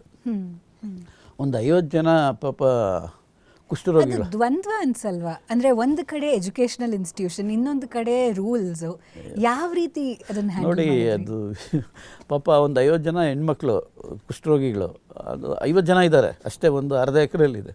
ಇದು 9 ಎಕರೆ 20 ಗುಂಟೆ ಆ್ಯಂಡ್ ಕಮರ್ಷಿಯಲ್ಲು ಸ್ಕೂಲು ಎಲ್ಲ ಆಯಿತು. ಅದನ್ನೆಲ್ಲ ನೋಟಿಸ್ ಕೊಟ್ಟೆ, ಸರ್ಕಾರಕ್ಕೆ ಬರೆದೆ, ಸರ್ಕಾರದ ವಶಕ್ಕೆ. ಆಮೇಲೆ ಟೀಚರ್ಸು, ಪೇರೆಂಟ್ಸ್, ಸ್ಟೂಡೆಂಟ್ಸ್ ಎಲ್ಲ ಒಂದು ಮೀಟಿಂಗ್ ಮಾಡಿದೆ ಮಾನವೀಯತೆ ದೃಷ್ಟಿಯಿಂದ. ನೀವು ಮಾನವೀಯತೆ ಅಂದ್ರಲ್ಲ, ಹೇಗೆ ಅಧಿಕಾರ ಇದೆ ಅಂದ್ಬಿಟ್ಟು ಸ್ಕೂಲ್ ಹೊಡೆದಾಗ್ತದಾ? ಹೊಡೆದಾಕ್ಬೋದು, ಕಮರ್ಷಿಯಲ್ ಇದ್ದರೆ ಹೊಡೆದಾಗ್ತಾಯಿದೆ. ಕಮರ್ಷಿಯಲ್ ಬಿಲ್ಡಿಂಗ್ ಇತ್ತು, ಹೊಡೆದಾಗ್ದೆ ಅಲ್ಲಿ. ಪೇರೆಂಟ್ಸ್ ಮೀಟಿಂಗ್ ಕರೆದು ನೋಡ್ರಿ, ಇದು ಈ ಥರ ತಪ್ಪಾಗಿದೆ, ಬೈ ಮಿಸ್ಟೇಕ್ ಏನೋ ಮಾಡೋರೆ, ಈ ಅಕಾಡೆಮಿಕ್ ಇಯರ್ ಮುಗಿತಾ ಇದ್ದಂಗೆ ನೀವು ಬೇರೆ ಸ್ಕೂಲಿಗೆ ಸೇರಿಸಿ, ಅಂಥವ್ರಿಗೂ ಅವಕಾಶ ಕೊಡ್ತೀನಿ ಅಂದ್ಬಿಟ್ಟು ಅವ್ರಿಗೂ ಹೇಳಿದೆ. ಟ್ರಸ್ಟ್ ಅವ್ರಿಗೆ ನೀವು ಅವಾಗ ಖಾಲಿ ಮಾಡಬೇಕು. ಈಗ ನಿಮ್ಮ ಪ್ರಿನ್ಸಿಪಾಲು, ಸ್ಟೂಡೆಂಟ್ಸ್ ಎಲ್ಲ ಇರ್ತಾರೆ, ಆಮೇಲೆ ಸ್ಟಾಫ್ ಎಲ್ಲ ಇರ್ತೀರ. ಇದಕ್ಕೆ ಆಡಳಿತಾಧಿಕಾರಿ, ಅಡ್ಮಿನಿಸ್ಟ್ರೇಟರ್ನ ನಮ್ಮ BEO block education officer, tahsildar ನೇಮಿಸಿರ್ತೀನಿ. ಅವರು ಸೂಪರ್ವಿಷನ್ ಎಲ್ಲ ಮಾಡ್ತಾರೆ. ನೀವು ಅಕಾಡೆಮಿಕ್ ಇಯರ್ ಆದಮೇಲೆ ಬಿಟ್ಟು ಹೋಗಬೇಕು ಅಂತ. ಆಮೇಲೆ ಕೋರ್ಟ್ಗೆ ಹೋಗ್ತಾರೆ ಅವರು. ಕೋರ್ಟ್ಗೆ ಹೋದ್ರೂ ಕೂಡ ಜಿಲ್ಲಾಧಿಕಾರಿಗಳ ಆದೇಶನ ಹೈಕೋರ್ಟ್ ಎತ್ತಿ ಹಿಡಿಯುತ್ತೆ. ಮುಗ್ದಾಯ್ತಲ್ಲ, ನೀವು ಮಾನವೀಯತೆ ಅಂದ್ರೆ ಇನ್ನೊಂದು ಮುಂದೆ ಸ್ಟೆಪ್ ಮುಂದೆ ಬರ್ತೀನಿ. ಅಷ್ಟು ಬಂದುಬಿಟ್ಟು ಇದು ನೀಗೇ ಬಿಟ್ಟರೆ ಆಗೋದಿಲ್ಲ ಅಂಥೇಳಿ ನಾನು ಸರ್ಕಾರಕ್ಕೆ ಬರೆದು ಸ್ಪರ್ಧಾತ್ಮಕ ಪರೀಕ್ಷೆಗಳ ಅಧ್ಯಯನ ಕೇಂದ್ರ ಆರ್ಡರ್ ಮಾಡಿಸಿದೆ. ಸ್ಪರ್ಧಾತ್ಮಕ ಪರೀಕ್ಷೆಗಳ ಅಧ್ಯಯನ ಕೇಂದ್ರ. ಈಗ ಸ್ವಲ್ಪ ಶ್ರೀಮಂತರು ಡೆಲ್ಲಿಗೆ ಹೋಗ್ತಾರೆ, ಕೋಚಿಂಗ್ ಆಗ್ತಾರೆ, ಬಡವರು ಕಷ್ಟ ಆಗ್ತದೆ. ಅದರಿಂದನೇ ಇಲ್ಲೊಂದು ಕೋಚಿಂಗ್ ಸೆಂಟರ್ ಮಾಡಿದ್ರೆ ಫ್ರೀ ಕೋಚಿಂಗು. ಬಿಲ್ಡಿಂಗ್ ಆಲ್ರೆಡಿ ಇದೆ, 6 ಫ್ಲೋರ್ ಇದೆ. ದೊಡ್ಡದು 9 ಎಕರೆ ಜಮೀನಿದೆ, 9 ಎಕರೆ 20 ಗುಂಟೆ. ಇಷ್ಟು ನಡೆಸ್ಕೊಂಡು ಹೋಗಲಿ, ಸ್ವಲ್ಪ ದುಡ್ಡು ಹಾಕಲಿ ಅಂತೆಲ್ಲ ಮಾಡಿ ಅಂದಿನ ಮುಖ್ಯಮಂತ್ರಿಗಳು ಆದೇಶನೂ ಮಾಡಿದ್ರು. ನನ್ನ ಪ್ರಪೋಸಲ್ ಅಪ್ರೂವ್ ಮಾಡಿ ಸ್ಪರ್ಧಾತ್ಮಕ ಪರೀಕ್ಷೆಗಳ ಅಧ್ಯಯನ ಕೇಂದ್ರ ಅಂತ ಆ ಪುಸ್ತಕದಲ್ಲಿದೆ. ಹಂಗೆಲ್ಲ ಮಾಡಿದ್ವಿ. ಆಮೇಲೆ ನನ್ನ ಸ್ವಾರ್ಥ ಒಂದು, ಜಿಲ್ಲಾಧಿಕಾರಿಗಳಿಗೆ ಕ್ವಾರ್ಟರ್ಸ್ ಇಲ್ಲ, 1 ಎಕರೆ ನಾನು ರಿಸರ್ವ್ ಮಾಡಿಸ್ದೆ ಬೆಂಗಳೂರು ಜಿಲ್ಲಾಧಿಕಾರಿ. ಆಮೇಲೆ ರೀಜನಲ್ ಕಮಿಷನರ್ಗೆ 1 ಎಕರೆ ಮಾಡಿ ಇದು ಅವರು ಇದ್ರಲ್ಲ, ಅವರು ರಿಹ್ಯಾಬಿಲಿಟೇಷನ್ ರೀಸೆಟಲ್ಮೆಂಟ್ ಅದು ಚೆನ್ನಾಗಿ ನಡ್ಸ್ಕೊಂಡು ಹೋಗಲಿ ಅಂತೆಲ್ಲ ಮಾಡಿದೆ. ಇಷ್ಟೆಲ್ಲ ಮಾಡಿ ಆದಮೇಲೆ 2018ರಲ್ಲಿ ಅಂದಿನ ಮುಖ್ಯಮಂತ್ರಿಗಳು ಮೊನ್ನೆ ಸಿದ್ದರಾಮಯ್ಯ ಸಾಹೇಬರು ಅದು ಬಜೆಟಲ್ಲಿ ಹಣನೂ ಮಂಜೂರು ಮಾಡಿದ್ರು. ತದನಂತರ ನಾನು MD KV ಜೈನ್ ಆಗಿದೆ, ಕೃಷ್ಣ ಭಾಗ್ಯ ಜಲನಿಗಮ ಬಿಡಿ ಅದೇನಾಯ್ತು ಅಂಥದ್ದು. ಆ ಉದ್ದೇಶಕ್ಕೆ ಈಗಲೂ ಅದು ಸರ್ಕಾರದ ವರ್ಷದಲ್ಲೇ ಇದೆ, ಆ ಥರ ಮಾಡಬೇಕು. ಸರ್, ನಿಮ್ಮ ಮತ್ತೊಂದು ಸಾಧನೆ ಅಂತ ಹೇಳಿದ್ರೆ ನೆಲಮಂಗಲ ದಾಸನಪುರದಲ್ಲಿ ನಡೆದಂತಹ ಸಂಗತಿ, ಇದ್ರ ಬಗ್ಗೆ 100% ಜನರು ತಿಳ್ಕೊಳ್ಬೇಕು. ಎಸ್, ನೀವು ಹೇಳಿದ್ದು ಕರೆಕ್ಟ್. ನೀವು ಎಲ್ಲ ಸ್ಟಡಿ ಮಾಡಿದ್ದೀರಾ ನೋಡಿ, ಅದು ಒಳ್ಳೆಯದು. ಈ ಬೆಂಗಳೂರು ನಗರ ಜಿಲ್ಲೆಯಲ್ಲಿ ನೆಲಮಂಗಲ ತಾಲೂಕು ದಾಸನಪುರ ಹೋಬಳಿ, ನೀವು ಹೇಳ್ದಂಗೆ ದಾಸನಪುರ ಹೋಬಳಿಯಲ್ಲಿ ಗಿಡ್ಡದ ಕೋನೆನಹಳ್ಳಿ, ದಾಸನಪುರ ಹೋಬಳಿ ಗಿಡ್ಡನಹಳ್ಳಿ ಅಂತ ಒಂದು ಸರ್ವೆ ನಂಬರು 80. ಅಲ್ಲಿ 2 ಎಕರೆ ಜಮೀನು ಕುಷ್ಠರೋಗಿಗಳ HIV 8 ಪೇಷಂಟ್ಸ್ ಪುನರ್ವಸತಿ ಪುನರ್ನಿರ್ಮಾಣ ಅಂತ ಒಂದು ಆದೇಶ ಮಾಡ್ತು ಸರ್ಕಾರ. ಆದೇಶ ಮಾಡಿದ್ರೆ ಅವ್ರಿಗೆ ಮನೆ ಕಟ್ಸ್ಕೊಡ್ಬೇಕು, ಮನೆ ಇಲ್ದವ್ರಿಗೆ. ಲ್ಯಾಂಡ್ ಇದ್ದರೆ ಗೌರ್ಮೆಂಟ್ ಲ್ಯಾಂಡ್ ಇದ್ದರೆ ತಗೋಬೇಕು, ಒತ್ತುವರಿ ಇದ್ದರೆ ತೆರವುಗೊಳಿಸ್ಬೇಕು, ಲ್ಯಾಂಡೇ ಇಲ್ಲ ಅಂದರೆ ಖರೀದಿ ಮಾಡಿ ಅದ್ರದ್ದು ಅವ್ರ ಮನೆಗಳು ಕಟ್ಕೊಡ್ಬೇಕಂತ ಸರ್ಕಾರ ಆದೇಶ ಮಾಡಿತು. ಸಿದ್ದರಾಮಯ್ಯ ಸಾಹೇಬ್ರ ಸರ್ಕಾರನೇ ಆ ಟೈಮಲ್ಲಿ 13 to 18 ಅದು ಮಾಡಿದಾಗೆ ಅವ್ರಿಗೆ ಉಚಿತವಾಗಿ ಮನೆ ಕಟ್ಸ್ಕೊಡ್ಬೇಕು ಅಂತಲ್ಲ, 60,000 ರೂಪಾಯಿ ಇದು 75,000 ಅವರಿಗೆ ಕೊಡ್ತದೆ ಸರ್ಕಾರ ಅನುದಾನ, 30,000 ಅವ್ರು ಹಾಕ್ಕೋಬೇಕು, ಇನ್ನು 55,000 ಲೋನ್ ತಗೋಬೇಕು. 55,000 ಲೋನು ಬ್ಯಾಂಕಿಂದ ಕೊಡ್ತಾರಾ? ಈಗ ನಾವು ತಗೊಳ್ಳೋದೇ ಲೋನ್ ಕಷ್ಟ, ಇನ್ನು ಅವ್ರಿಗೆ ಇದೀಗೇ ಉಳ್ಕೊಂಡಿರ್ತದೆ, ಎಲ್ಲಿಯೂ ಆಗಿರಲಿಲ್ಲ. ನಂದು ನೀವು ಹೇಳ್ದಂಗೆ ಸ್ವಲ್ಪ ಆ ಕಡೆ ಗಮನ ಹರಿಸಿ ನಮ್ಮ ನಿರ್ಮಿತಿ ಕೇಂದ್ರ ಅವ್ನಿಗೆ ಹೇಳಿದೆ, ಅದು ಅಲ್ಲಿ ಒಂದು 15 ಎಕರೆ ಒತ್ತುವರಿ ಆಗಿತ್ತು, ತೆರವುಗೊಳಿಸಿ ಲೇಔಟ್ ಟೈಪ್ ಮಾಡಿಸಿ ಬೋರ್ವೆಲ್ಲೆಲ್ಲ ಹಾಕಿಸಿ ನೋಡಪ್ಪ ಇದು ಸ್ಟಾರ್ಟ್ ಮಾಡಬೇಕು ಅಂತೇಳಿ ಸಿದ್ದರಾಮಯ್ಯ ಸಾಹೇಬ್ರನ್ನ ರಿಕ್ವೆಸ್ಟ್ ಮಾಡಿದೆ. ಸರ್ ಇಷ್ಟೆಲ್ಲ ಆಗ್ತದೆ, ಇದು ಈಗ ನಮಗೆ ಲೋನ್ ಕೊಡೋಲ್ಲ, ಅವ್ರಿಗೆ ಎಲ್ಲಿ ಕೊಡ್ತಾರೆ ಸರ್, ಮತ್ತೇನು ಮಾಡಿದ್ರಿ ಅಂದರು. ಸರ್ SCP TSP ಹಣ ಇರ್ತದೆ, SC STಗಳದ್ದು ಲೇಔಟ್ ಡೆವಲಪ್, ಅದ್ರಲ್ಲಿ ದುಡ್ಡು ಕೊಡಿ ಸರ್ 55,000 ಅವ್ರಿಗೆ, ಇಲ್ಲ ಅಂದರೆ ಆಗಲ್ಲ ಸರ್ ಅಂತ ಕೊಟ್ಟರು. ಸೋಷಿಯಲ್ ವೆಲ್ಫೇರ್ ಪ್ರಿನ್ಸಿಪಲ್ ಸೆಕ್ರೆಟರಿಗೆ ಹೇಳಿದು, ಐ ಥಿಂಕ್ ಪ್ರಥಮ ಬಾರಿಗೆ ಬೆಂಗಳೂರು, ಈಗ ಯಾವ ಜಿಲ್ಲೆಯಲ್ಲಾಗಿದೆ ಗೊತ್ತಿಲ್ಲ, ನಾನಂತೂ ಮಾಡಿಸ್ಬಿಟ್ಟು ಅವ್ರ ಕಡೆ ಇನಾಗ್ರೇಷನ್ ಮಾಡಿಸ್ದೆ. ನಮ್ಮ ಇವರು ಜಿಲ್ಲಾ ಉಸ್ತುವಾರಿ ಸಚಿವರು ಜಾರ್ಜ್ ಅವರಿದ್ದರು, ಹಕ್ಕುಪತ್ರಗಳು ಇದರಲ್ಲೇ ಲೇಔಟ್ ಕೃಷ್ಣಪ್ಪ ಅವ್ರದ್ದು ಇದೆಯಲ್ಲ ಚೌಲ್ಟ್ರಿ, ಅಲ್ಲೇ ಕೂರಿಸ್ಕೊಂಡು ಅವ್ರಿಗೆ ಹಕ್ಕುಪತ್ರ ಎಲ್ಲ ಕೊಟ್ಟೆಲ್ಲ ಮಾಡಿದ್ವಿ. ಒಂಥರ ಖುಷಿ ಆಗ್ತದೆ ಅಷ್ಟೆಲ್ಲ ಇರೋದು ಅಲ್ವಾ. ಹಾಗೆ ನಿಮ್ಮ ನಿಸ್ವಾರ್ಥ ಸೇವೆಗೆ ಇನ್ನೊಂದು ಉದಾಹರಣೆ ಅಂದರೆ ನಿಮ್ಮ ನಾದಿನಿಯವರ ಸೈಟ್ ಒಂದು ಅಕ್ರಮವಾಗಿ ಅದಕ್ಕೆ ಒತ್ತುವರಿ ಆಗಿರುತ್ತೆ, ಅದನ್ನು ಕೂಡ ನೀವು ತೆರವುಗೊಳಿಸ್ತೀರಾ. ಅಲ್ಲಿ ನಿಮಗೆ ಕಾನ್ಫ್ಲಿಕ್ಟ್ ಬರಲಿಲ್ವಾ, ದ್ವಂದ್ವ ಆಗಲಿಲ್ವಾ, ಅಥವಾ ಈ ಥರದ ನಿರ್ಧಾರಗಳನ್ನ ತಗೊಳ್ಳಿಕ್ಕೆ ಹೇಗೆ ಸಾಧ್ಯ ಆಯಿತು? ಈಗ ನೋಡಿ, ತಾವು ಹೇಳ್ತಾ ಇದ್ರು ನಿಜನೇ, ನೀವೆಲ್ಲ ಡೀಟೇಲ್ ನೋಡಿದ್ದೀರ ಅನ್ಸುತ್ತೆ. ಸಾರಕ್ಕಿ ಪುಟ್ಟೇನಹಳ್ಳಿ ಜರಗೇನಹಳ್ಳಿ ಒತ್ತುವರಿ ತೆರವುಗೊಳಿಸ್ಬೇಕು ಅಂತ ಕೋರ್ಟ್ ಆದೇಶ ಇತ್ತು, ಕಂಟೆಂಪ್ಟ್ ಆಯಿತು. ಅವಲೇ ಹೇಳ್ದಲ್ಲ, ನಾನು ಒಂದು ಏರಿಯಲ್ ಸರ್ವೆ ಒಂದು 6 ಕಿಲೋಮೀಟ್ರ್ ಓಡಾಡಿದ್ದೀನಿ, ಮನೆಗೂ ಹೋಗಿ ಒಂಚೂರು ತೊಂದರೆ ಆಗಬಾರ್ದು. ಈ 40-60 ಸೈಟ್ ಕೊಟ್ಟಿದ್ರೆ 100/60 ಮಾಡಿದ್ರೆ ತಪ್ಪಲ್ಲ, ಎಲ್ಲ ಮಾರ್ಕ್ ಮಾಡಿಸಿ ನಾನು ಎಲ್ಲ 6 ಕಿಲೋಮೀಟ್ರ್ ಓಡಾಡಿದ್ದೀನಿ. ಬೆಳಗ್ಗೆ 7 ಗಂಟೆಗೆ ಹಿಂದಿನ ದಿವಸನೇ ಖಾಲಿ ಮಾಡಿ ಅಂತ ಎಲ್ರಿಗೂ ಹೇಳಿದ್ವಿ, ಮಾಡಲಿಲ್ಲ. ನೋಟಿಸ್ ಕೊಟ್ಟು ಆರ್ಡ್ರ್ ಮಾಡಿ ಕೆಲವರು ಮಾಡಲಿಲ್ಲ, ಹೊಡೆದಾಕ್ತೀವಿ. ಇನ್ನು ಅವ್ರದ್ದೊಂದು ಬಿಟ್ಟರೆ ಅದೇನು ಮನುಷ್ಯ ತಾನೇ, ಆಲ್ ಆರ್ ಈಕ್ವಲ್ ಅಲ್ಲ, ಅದಕ್ಕಿಂತ ದುರಂತ ಇನ್ನೊಂದಿಲ್ಲ ಹಂಗೆ ಮಾಡಿದ್ರೆ ಅಲ್ವಾ. ಅದಕ್ಕೆ ಕ್ಲೀನಾಗಿ ಎಲ್ಲ ಮುಗಿಸಿ ಇದು ಮಾಡಿದೆ, ಒಂದು ಬಿಟ್ಟಿಲ್ಲ. ನಿಮ್ಮ ಜರ್ನಿಲಿ ಅಂದರೆ ಹಾಗೆ ಕಂಟಿನ್ಯೂ ಮಾಡ್ತಾ ಬಾಲಸುಬ್ರಹ್ಮಣ್ಯಂ ರಿಪೋರ್ಟ್ ಆಗುತ್ತೆ, ಕರೆಕ್ಟ್, ಅದ್ರ ಬಗ್ಗೆ ಒಂದಿಷ್ಟು ಮಾಹಿತಿನ ಈಗ ತಾವು ಹೇಳ್ತೀರಾ, ಇನ್ ಡೆಪ್ತ್ ಎಲ್ಲ ಭಾಳ ಡೀಟೇಲ್ ಹೋಗ್ತಾ ಇದ್ದೀರಾ ನೀವು. ಈ ಒತ್ತುವರಿ ತೆರವುಗೊಳಿಸ್ಬೇಕಾದ್ರೆ ಏನಾಗ್ತದೆ ಅಂದರೆ, ಈಗ ಸಾರಕ್ಕಿ ಪುಟ್ಟೇನಹಳ್ಳಿ ಜರಗೇನಹಳ್ಳಿನೇ ಹೇಳಿದ್ನಲ್ಲ, ಅದು ಬಫರ್ ಝೋನ್ ಇರ್ತದಲ್ಲ, ಆ ಕಡೆ ಈ ಕಡೆ ಹಂಗೆ ಅದಕ್ಕೆ ಕರೆಕ್ಟ್ ಏರಿಯಲ್ ಸರ್ವೆ ಅಂದರೆ ಎಕ್ಸಾಕ್ಟ್ ಹೋಗ್ತದೆ. ನಿಮಗೆ ಒಂದು ಉದಾಹರಣೆ ಹೇಳ್ತೀನಿ. ಏರಿಯಲ್ ಸರ್ವೆ ಅಂದರೆ ಈ ಜಮೀನು ಮಂಜೂರು ಮಾಡ್ತಾರಲ್ಲ, ಉಳುವ ಮನೆ ಒಡೆಯ, ಉಳುವ ಒಂದೇ ಭೂಮಿ, ಬಗರಕಮ್ ಅವೆಲ್ಲ, ಅಂಥದ್ದು ಮಂಜೂರು ಮಾಡಬೇಕಾದ್ರೆ ನಮ್ಮ ಕಂಡೀಷನ್ ಇದೆ, ಮಂಜೂರಾತಿ ನಿಯಮಗಳು. BMP BBMP ಆಗ BMP ಅಲ್ಲ, BMP ಬಾರ್ಡ್ರ್ನಿಂದ 18 ಕಿಲೋಮೀಟ್ರ್ ಆಚೆ ಇರಬೇಕು.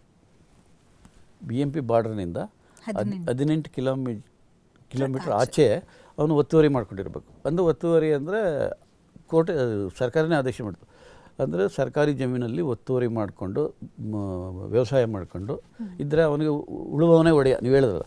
ಅಂಥ ಸಂದರ್ಭದಲ್ಲಿ ಎಲಿಜಿಬಿಲಿಟಿ ಕ್ರೈಟೀರಿಯಾ ಏನು ಅಂತಂದರೆ ಅದೇ ಹಳ್ಳಿಯವನಾಗಿರಬೇಕು, ವ್ಯವಸಾಯ ಮಾಡ್ತಾ ಇರಬೇಕು, RTCಯಲ್ಲಿ ಹೆಸರೆಲ್ಲ ಬರಬೇಕು, ಆಮೇಲೆ 18 ಕಿಲೋಮೀಟ್ರ್ ಬಾರ್ಡ್ರಿಂದ 18 ಕಿಲೋಮೀಟ್ರ್ ಆಚೆ ಇರಬೇಕು, ಜೊತೆಗೆ 4 ಎಕರೆ 30 ಗುಂಟೆ ಮೇಲೆ ಇರಬಾರ್ದು ಫ್ಯಾಮಿಲಿಯಲ್ಲಿ. ಗಂಡ ಹೆಂಡತಿ ಸೊಸೆ ಅಳಿಯ ಮಾವ ಈ ಥರ ಇದ್ದವ್ರು ಕೊಡಬೇಕು. ಆಮೇಲೆ ಇನ್ಕಮ್ ಟ್ಯಾಕ್ಸು SSC ಆಗಿರಬಾರ್ದು, ಬಡತನ ಸೀಲಿಂಗ್ಸ್ ಎಲ್ಲ ಇತ್ತು. ಅಂಥದನ್ನು ಮಾಡಬೇಕಾದ್ರೆ ಎಲ್ಲ ನೋಡಿದೆ ನಾನು. ನೋಡಿ ಆದಮೇಲೆ ಇಲ್ಲಿ ಬನಶಂಕರಿ ತಾಯಿ ಟೆಂಪಲ್ ಇದೆಯಲ್ಲ, ಅಲ್ಲಿಂದ ಅವಾಗೇನೋ BMP ಆ ಕಡೆ, ಅಲ್ಲಿಂದ ಒಂದು 170 ಎಕರೆ ಜಮೀನು 170 ಎಕರೆ ಜಮೀನು ಕೊಟ್ಬಿಟ್ಟವ್ರೆ, ಉಳುವವನೇ ಒಡೆಯ ಅಂತ. ಅದಕ್ಕೆ ಅವಾಗೊಂದು ಕಮಿಟಿ ಇರ್ತದೆ, ಉಳುವವನೇ ಒಡೆಯ ಅಂತ. MLA ಚೇರ್ಮನ್ನು, ಮೆಂಬರ್ಸ್ಗಳಿರ್ತಾರೆ. ಪಾಪ MLA ಚೇರ್ಮನ್ ಇದ್ದನು, ಅವ್ನು ತಹಶೀಲ್ದಾರ್ ಆಗಿರೋನು ಗಮನಕ್ಕೆ ತರಬೇಕು ಅವ್ರಿಗೆ. MLA ಚೇರ್ಮನ್ನು ರೆಕಾರ್ಡ್ಸ್ ಎಲ್ಲ ಇರೋದು ತಹಶೀಲ್ದಾರ್ ಹತ್ರ. ತಹಶೀಲ್ದಾರ್ ಹೇಳಬೇಕು, ಈಗ ಕೊಡ್ರಿ ಅಂದರೆ ಈ ಥರ ಇದೆ ಸರ್, ಇದು 18 ಕಿಲೋಮೀಟ್ರ್ ಒಳಗಡೆ ಬರ್ತದೆ, ಜೊತೆಗೆ ಇದು ಗ್ರ್ಯಾಂಟ್ ಕಂಡೀಷನ್ ಫುಲ್ಫಿಲ್ ಆಗಲ್ಲ ಅಂತೆಲ್ಲ ಹೇಳಬೇಕು. ಸೊ ಇಷ್ಟೆಲ್ಲ ತಹಶೀಲ್ದಾರದೇ ತಪ್ಪು. ಅವರು ಕಮಿಟಿ ಮಾಡಿದ್ರೆ ಅದನ್ನು ನೆಕ್ಸ್ಟು ತಪ್ಪಾದರೆ ಅಪೀಲ್ ಹಾಕಬೇಕು AC ಮುಂದೆ. AC ಮುಂದೆ ಅಪೀಲ್ ಹಾಕಿದಾಗ ಅವನು ತಹಶೀಲ್ದಾರ್ ಮಾಡಿರೋ ಆದೇಶ ರೈಟ್ ರಾಂಗು. AC ಇದಾದಮೇಲೆ DC ಗೆ ಬರ್ತದೆ. ನಾನು ಒಂದು ಮಾಡಿರೋದು ಒಂದು ಹೇಳ್ತೀನಿ, ಬೇಕಾದಷ್ಟಾಗಿದೆ. ಇದೇ ರೀತಿ ನನ್ನ ಮುಂದೆ ಒಂದು ಅಪೀಲ್ ಬಂತು, ಒಂದು 170 ಎಕರೆ ಅಲ್ಲಿಂದ ಆ ಕಡೆ 18 ಕಿಲೋಮೀಟ್ರ್ ಆಗೋದಾದರೆ ರಾಮನಗರಕ್ಕೆ ಹೋಗ್ಬಿಡುತ್ತೆ. ಅಂದರೆ ಇದು aerial distance, aerial survey. You are right. Balasubramaniam ಅವ್ರದ್ದು ಅಂದರೆ ಏರಿಯಲ್ ಸರ್ವೆ. ಈಗ ನೋಡಿ, ನಾವು ವಿಧಾನಸೌಧಕ್ಕೆ ಹೋಗ್ಬೇಕಾದ್ರೆ ನಿಮ್ಮ ಇಲ್ಲಿಂದ ನೇರ ಹೋಗಿ ಹಿಂಗೆ ಹೋಗ್ಬೋದು. ಅದು ಬಿಟ್ಬಿಟ್ಟು ಈ ಕಡೆ ಹೋಗಿ ಮಲ್ಲೇಶ್ವರಂ ಸುತ್ತಾಕೊಂಡು ಯಲಂಕ ಹೋಗಿ ಹಂಗೆ ಬಂದರೆ ಎಷ್ಟಾಗ್ತದೆ? That is not aerial survey. Aerial survey straight. ಆ ಥರದ್ದು ನಾನು ಒಂದು 170 ಎಕರೆ ಸರ್ಕಾರಕ್ಕೆ ವಶಕ್ಕೆ ತಗೊಂಡೆ. AC ಆರ್ಡರ್ ಮಾಡಿದ್ದ, ನನ್ನ ಮುಂದೆ ಅಪೀಲ್ ಹಾಕಿದ್ರು, ಸೇಮ್ ಇದೇ ಗ್ರೌಂಡ್ ಮೇಲೆ ಹಾಕ್ತು. ನನ್ನ ಆರ್ಡ್ರನ್ನ ಹೈಕೋರ್ಟಲ್ಲಿ ಕ್ವಶನ್ ಮಾಡಿದ್ರು. ಹೈಕೋರ್ಟಲ್ಲೂ DC ಆರ್ಡರ್ ಸರಿ ಅಂತ ಅಪೀಲ್ ಮಾಡಿದ್ರು. 170 ಎಕರೆ ಸುಮ್ಮನೆನಾ? ಹಾಗೆ ಅದು ಮಸ್ಟ್, ಅದು ಏರಿಯಲ್ ಸರ್ವೆ. ಒಳ್ಳೆ ಕ್ವಶನ್ ಕೇಳಿದ್ರು ನೀವು, ಬಾಲಸುಬ್ರಹ್ಮಣ್ಯಂ ವರದಿ. ಅದು ಮಾಡಿದ್ರೆ ಎಕ್ಸಾಕ್ಟ್ ಗೊತ್ತಾಗ್ಬಿಡುತ್ತೆ. ಸೊ ನಿಮ್ಮ ಕಾರ್ಯಾವಧಿಯಲ್ಲಿ ಡಾಕ್ಟರ್ ರಾಜ್ಕುಮಾರ್ ಅವರ ಪೀಠಕ್ಕೆ ನೀವು ಮಂಜೂರು ಮಾಡ್ತೀರಾ ಭೂಮಿನ. ಹಾಗೆ ಡಾಕ್ಟರ್ ವಿಷ್ಣುವರ್ಧನ್ ಅವರ ಸಮಾಧಿಗೂ ಸ್ಮಾರಕಕ್ಕೂ ನೀವು ಭೂಮಿನ ಗ್ರಾಂಟ್ ಮಾಡ್ತೀರಾ. ಇವಾಗ ಅದು ಬೇರೆ ಬೇರೆ ರೀತಿಯಲ್ಲಿ ತಿರುಗಿದೆ, ಆದರೆ ಆಗಿನ ಪರಿಸ್ಥಿತಿ, ಆಗಿನ ಸಂದರ್ಭದ ಬಗ್ಗೆ ಒಂದು ಚೂರು ಮಾಹಿತಿ. ಈಗ ನಾನು ಕನ್ನಡ ವಿಶ್ವವಿದ್ಯಾಲಯದಲ್ಲಿ ಕುಲಸಚಿವರಾಗಿ ಕಾರ್ಯನಿರ್ವಹಿಸ್ತಾ ಇದ್ದೆ. ಕಾರ್ಯನಿರ್ವಹಿಸುವಾಗ ರಾಜ್ಕುಮಾರ್ ಅಧ್ಯಯನ ಪೀಠ ಅಲ್ಲಿ ನೋಂದಣಿಯಾಗಿತ್ತು. ಅಲ್ಲಿ ನೋಡಿದ್ನಲ್ಲ ನಾನು, ಅದೇ ಮನಸ್ಸಲ್ಲಿ ಇಟ್ಕೊಂಡು ರಾಜ್ಕುಮಾರ್ಗೆ ನಾವೆಲ್ಲ ಅಭಿಮಾನಿಗಳಲ್ವ, ಎಲ್ಲರೂ ಅಭಿಮಾನಿ. ರಾಜ್ಕುಮಾರ್, ವಿಷ್ಣುವರ್ಧನ್ ಎಲ್ಲ ರಾಜ್ಕುಮಾರ್ಗೆ ಅಭಿಮಾನಿ. ಇಲ್ಲಿ ನಾನು ಜಿಲ್ಲಾಧಿಕಾರಿಯಾಗಿ ಬಂದನಲ್ಲ, ನಾನು ಯಾರು ರಿಕ್ವೆಸ್ಟ್ ಮಾಡಲಿಲ್ಲ, ಯಾವ ಒಂದು ರೆಪ್ರೆಸೆಂಟೇಷನ್ ಕೊಟ್ಟಿಲ್ಲ. ಈ ಸರ್ಕಾರಿ ಜಮೀನು ಒತ್ತುವರಿ ಆಗಿರೋವೆಲ್ಲ ತೆರವುಗೊಳಿಸಿದ್ದೀನಿ, ಬೇಕಾದಷ್ಟಿದೆಯಲ್ಲ, ಅದನ್ನು ಒಂದು ಸದುಪಯೋಗಕ್ಕೆ ಕೊಡೋಣ ಅಂತ ಹೇಳ್ಬಿಟ್ಟು, no request from anybody. Mallika Ganti ಅಂತ ವೈಸ್ ಚಾನ್ಸಲರ್ ಇದ್ದರು ಮೇಡಮ್, ಅವರಿಗೆ ಫೋನ್ ಮಾಡಿ ಹೇಳಿ ಒಂದು ರಿಕ್ವೆಸ್ಟ್ ಲೆಟರ್ ಕಳಿಸಿ ರಾಜ್ಕುಮಾರ್ ಅಧ್ಯಯನ ಪೀಠಕ್ಕೆ ಜಮೀನು ಕೊಡ್ತೀನಿ ಅಂಥೇಳಿ, ಇಲ್ಲಿ ಯಲಂಕ ಹತ್ರ ಬೆಳ್ಳಳ್ಳಿ ಅಂತ ಏನೋ ಒಂದಿದೆ, ಅಲ್ಲಿ 2 ಎಕರೆ ಜಮೀನು. ಅಂದರೆ ಗೌರ್ಮೆಂಟ್ ಏಜೆನ್ಸಿಗೆ ಕೊಡೋ ಅಧಿಕಾರ DC ಗಿದೆ, ನೀವು ಅದೊಂದು ಹೇಳ್ಬೋದು. ಬೇರೆ ಪ್ರೈವೇಟ್ ಅವ್ರಿಗೆ 1 ಗುಂಟೆ ಕೊಡಲಿಕ್ಕೂ ಬರೋಲ್ಲ, ಜಿಲ್ಲಾಧಿಕಾರಿಗೆ ಅಧಿಕಾರ ಇಲ್ಲ, ಸರ್ಕಾರ ಕಾಂಪಿಟೆಂಟ್ ಅಂತ. ಇದು ಗೌರ್ಮೆಂಟ್ ಅಲ್ಲ, ರಾಜ್ಕುಮಾರ್ ಟ್ರಸ್ಟ್ಗೆ ಕೊಡೋಕ್ಕೆ ಬರೋಲ್ಲ. ಹಂಪಿ ಯೂನಿವರ್ಸಿಟಿ ಅವ್ರಿಗೆ ಕೊಟ್ಟೆ, ಅಲ್ಲಿ ತಾನೇ ರಿಜಿಸ್ಟರ್ ಆಗಿರೋದು, ಅಭಿವೃದ್ಧಿಪಡಿಸಿ ಅಂತ. ಅಭಿವೃದ್ಧಿಪಡಿಸಿದಾಗ ಜಮೀನು ಕೊಟ್ಟಾಗಿ, ಆಮೇಲೆ ಅಡಿಗಲ್ಲು ಸಮಾರಂಭ, ಅದಕ್ಕೆ ನಾನು ಇಲ್ಲಿ DC ಇದ್ದೆ, ಅಡಿಗಲ್ಲು ಸಮಾರಂಭ ಅದೆಲ್ಲ ಆಯಿತು. ಅದನ್ನು ಅಭಿವೃದ್ಧಿಪಡಿಸ್ಕೋಬೋದು ರಾಜ್ಕುಮಾರ್. ಇದಕ್ಕೆ ಒಂಥರ ಇದಾಗುತ್ತಲ್ಲ. ಅದೇ ರೀತಿ ನೀವು ವಿಷ್ಣುವರ್ಧನ್ ಹೇಳಿದ್ರಿ ನೋಡಿ, ಎಲ್ಲ 2014 ಜ್ಞಾಪಕ ಬರುತ್ತೆ. ಜಿಲ್ಲಾಧಿಕಾರಿಯಾಗಿದ್ದೆ, ಸಿದ್ದರಾಮಯ್ಯ ಸಾಹೇಬರು ಮೈಲ್ಸಂದ್ರ ಮೈಲ್ಸಂದ್ರದ ಹತ್ರ ಒಂದು 2 ಎಕರೆ ಜಮೀನು ನಾನು ಬರಲಿಕ್ಕೆ ಮೊದಲೇ ಇಂದಿನ ಡಿ ಸಿ ಅವರು ಗೌರ್ಮೆಂಟ್ ಬರೆದು ಸ್ಯಾಂಕ್ಷನ್ ಮಾಡಿಸಿದ್ರು 2 ಎಕರೆ ಮೈಲ್ಸಂದ್ರ ಅಡಿಗಲ್ಲು ಸಮಾರಂಭ. ಸರಿ ಸಿ ಎಮ್ ಹೋದ್ರೆ ನಾವು ಜೊತೆಲೇ ಇರಬೇಕಲ್ಲ, ಹೋದೆ. ಅಡಿಗಲ್ಲು ಸಮಾರಂಭ ಆಯಿತು. ಆಮೇಲೆ ಅವತ್ತು ಸಿ ಎಮ್ ಹೇಳಿದ ಜ್ಞಾಪಕ ಬರ್ತಾಯಿದೆ. ಅವತ್ತು ಏನಪ್ಪ ನಿಮ್ಮ ಹೆಸರು ವಿಜಯ ಕರ್ನಾಟಕಲ್ಲೆಲ್ಲ ಬಂದುಬಿಟ್ಟಿದೆ ಅಂದರೆ ನಾನು ಸ್ವಲ್ಪ ಅದು ಏನು ನನಗೆ ಗೊತ್ತೇ ಇಲ್ಲಲ್ಲ, ಏನು ಅದು ಹೌದು ಸರ್ ನಮಗೆ ಹೇಳ್ದೆ, ಅದೇ ವರ್ಷದ ವ್ಯಕ್ತಿ ಅಂತ ಮಾಡಿರೋದು. ಆಮೇಲೆ ಹೌದು ಅಂತ ಹೇಳ್ಕೊಂಡು ನೋಡ್ಕೊಂಡು ಬಂದೆ. 2 ದಿನಕ್ಕೆ ಹೈಕೋರ್ಟಿಂದ ಸ್ಟೇ ತಗೊಂಡ್ಬಿಟ್ರು. ಅಲ್ಲಿ ಲೋಕಲ್ಲು ಅಂದರೆ ಫಾರೆಸ್ಟ್ ಲ್ಯಾಂಡ್ ಕೊಟ್ಟಿರೋದು ಅಂತ. ಸರ್ ನಾನು ನೋಡಿದ್ನಲ್ಲ ಫಾರೆಸ್ಟ್ ಲ್ಯಾಂಡ್ ಕೊಟ್ಟಿರೋದು ಒಂದು ಸ್ಟೇ ತಗೊಂಡ್ಮೇಲೆ ನನಗೂ ಒಂಥರ ಬೇಸರ ಆಯಿತು. ನೇರವಾಗಿ ಅಭಿಮಾನ್ ಸ್ಟುಡಿಯೋಗೆ ಬಂದೆ. ಅಭಿಮಾನ್ ಸ್ಟುಡಿಯೋ ರೆಕಾರ್ಡ್ಸ್ ಎಲ್ಲ ನೋಡಿದೆ. 1969ರಲ್ಲಿ ಮೇರು ನಟ ಬಾಲಕೃಷ್ಣ ಮನವಿ ಕೊಡ್ತಾರೆ ಸರ್ಕಾರಕ್ಕೆ, ಮೈಸೂರು ಸರ್ಕಾರ 69 ಕೊಟ್ಟು ಮೈಲ್ಸಂದ್ರ ಗ್ರಾಮ, ಅದು ಸರ್ವೆ ನಂಬರ್ 26, ಕೆಂಗೇರಿ ಹೋಬಳಿ, ಗೊತ್ತಾಯ್ತಲ್ಲ. 20 ಎಕರೆ ಜಮೀನು ಕೊಡಿ ಅಂತಾರೆ. ಸರ್ಕಾರ ಏನು ಮಾಡುತ್ತೆ, 15 ಎಕರೆ ಕೊಡ್ತಾರೆ ವಿತ್ ಸರ್ಟನ್ ಕಂಡೀಷನ್ಸ್ ಹಾಕಿ. ಅವರು ಮತ್ತೆ 1970ಯಲ್ಲಿ ಇನ್ನೊಂದು ರೆಪ್ರೆಸೆಂಟೇಷನ್ ಕೊಡ್ತಾರೆ ಬಾಲಕೃಷ್ಣ ಅವರೇ, ಇದು ನೀವು ಕಂಡೀಷನ್ ಎಲ್ಲ ಹಾಕ್ಬಿಟ್ಟಿದ್ದೀರಾ, ಕಷ್ಟ ಆಗ್ತದೆ, 15 ಎಕರೆ ಕೊಟ್ಟಿದ್ದೀರಾ, 20 ಎಕರೆ ಕೊಡಿ, ನಾವು ಅಭಿವೃದ್ಧಿ ಪಡಿಸ್ತೀವಿ, ಆಮೇಲೆ 10 ಎಕರೆ ಸೇಲ್ ಮಾಡಿ ಆ ಬಂದ ಹಣದಿಂದ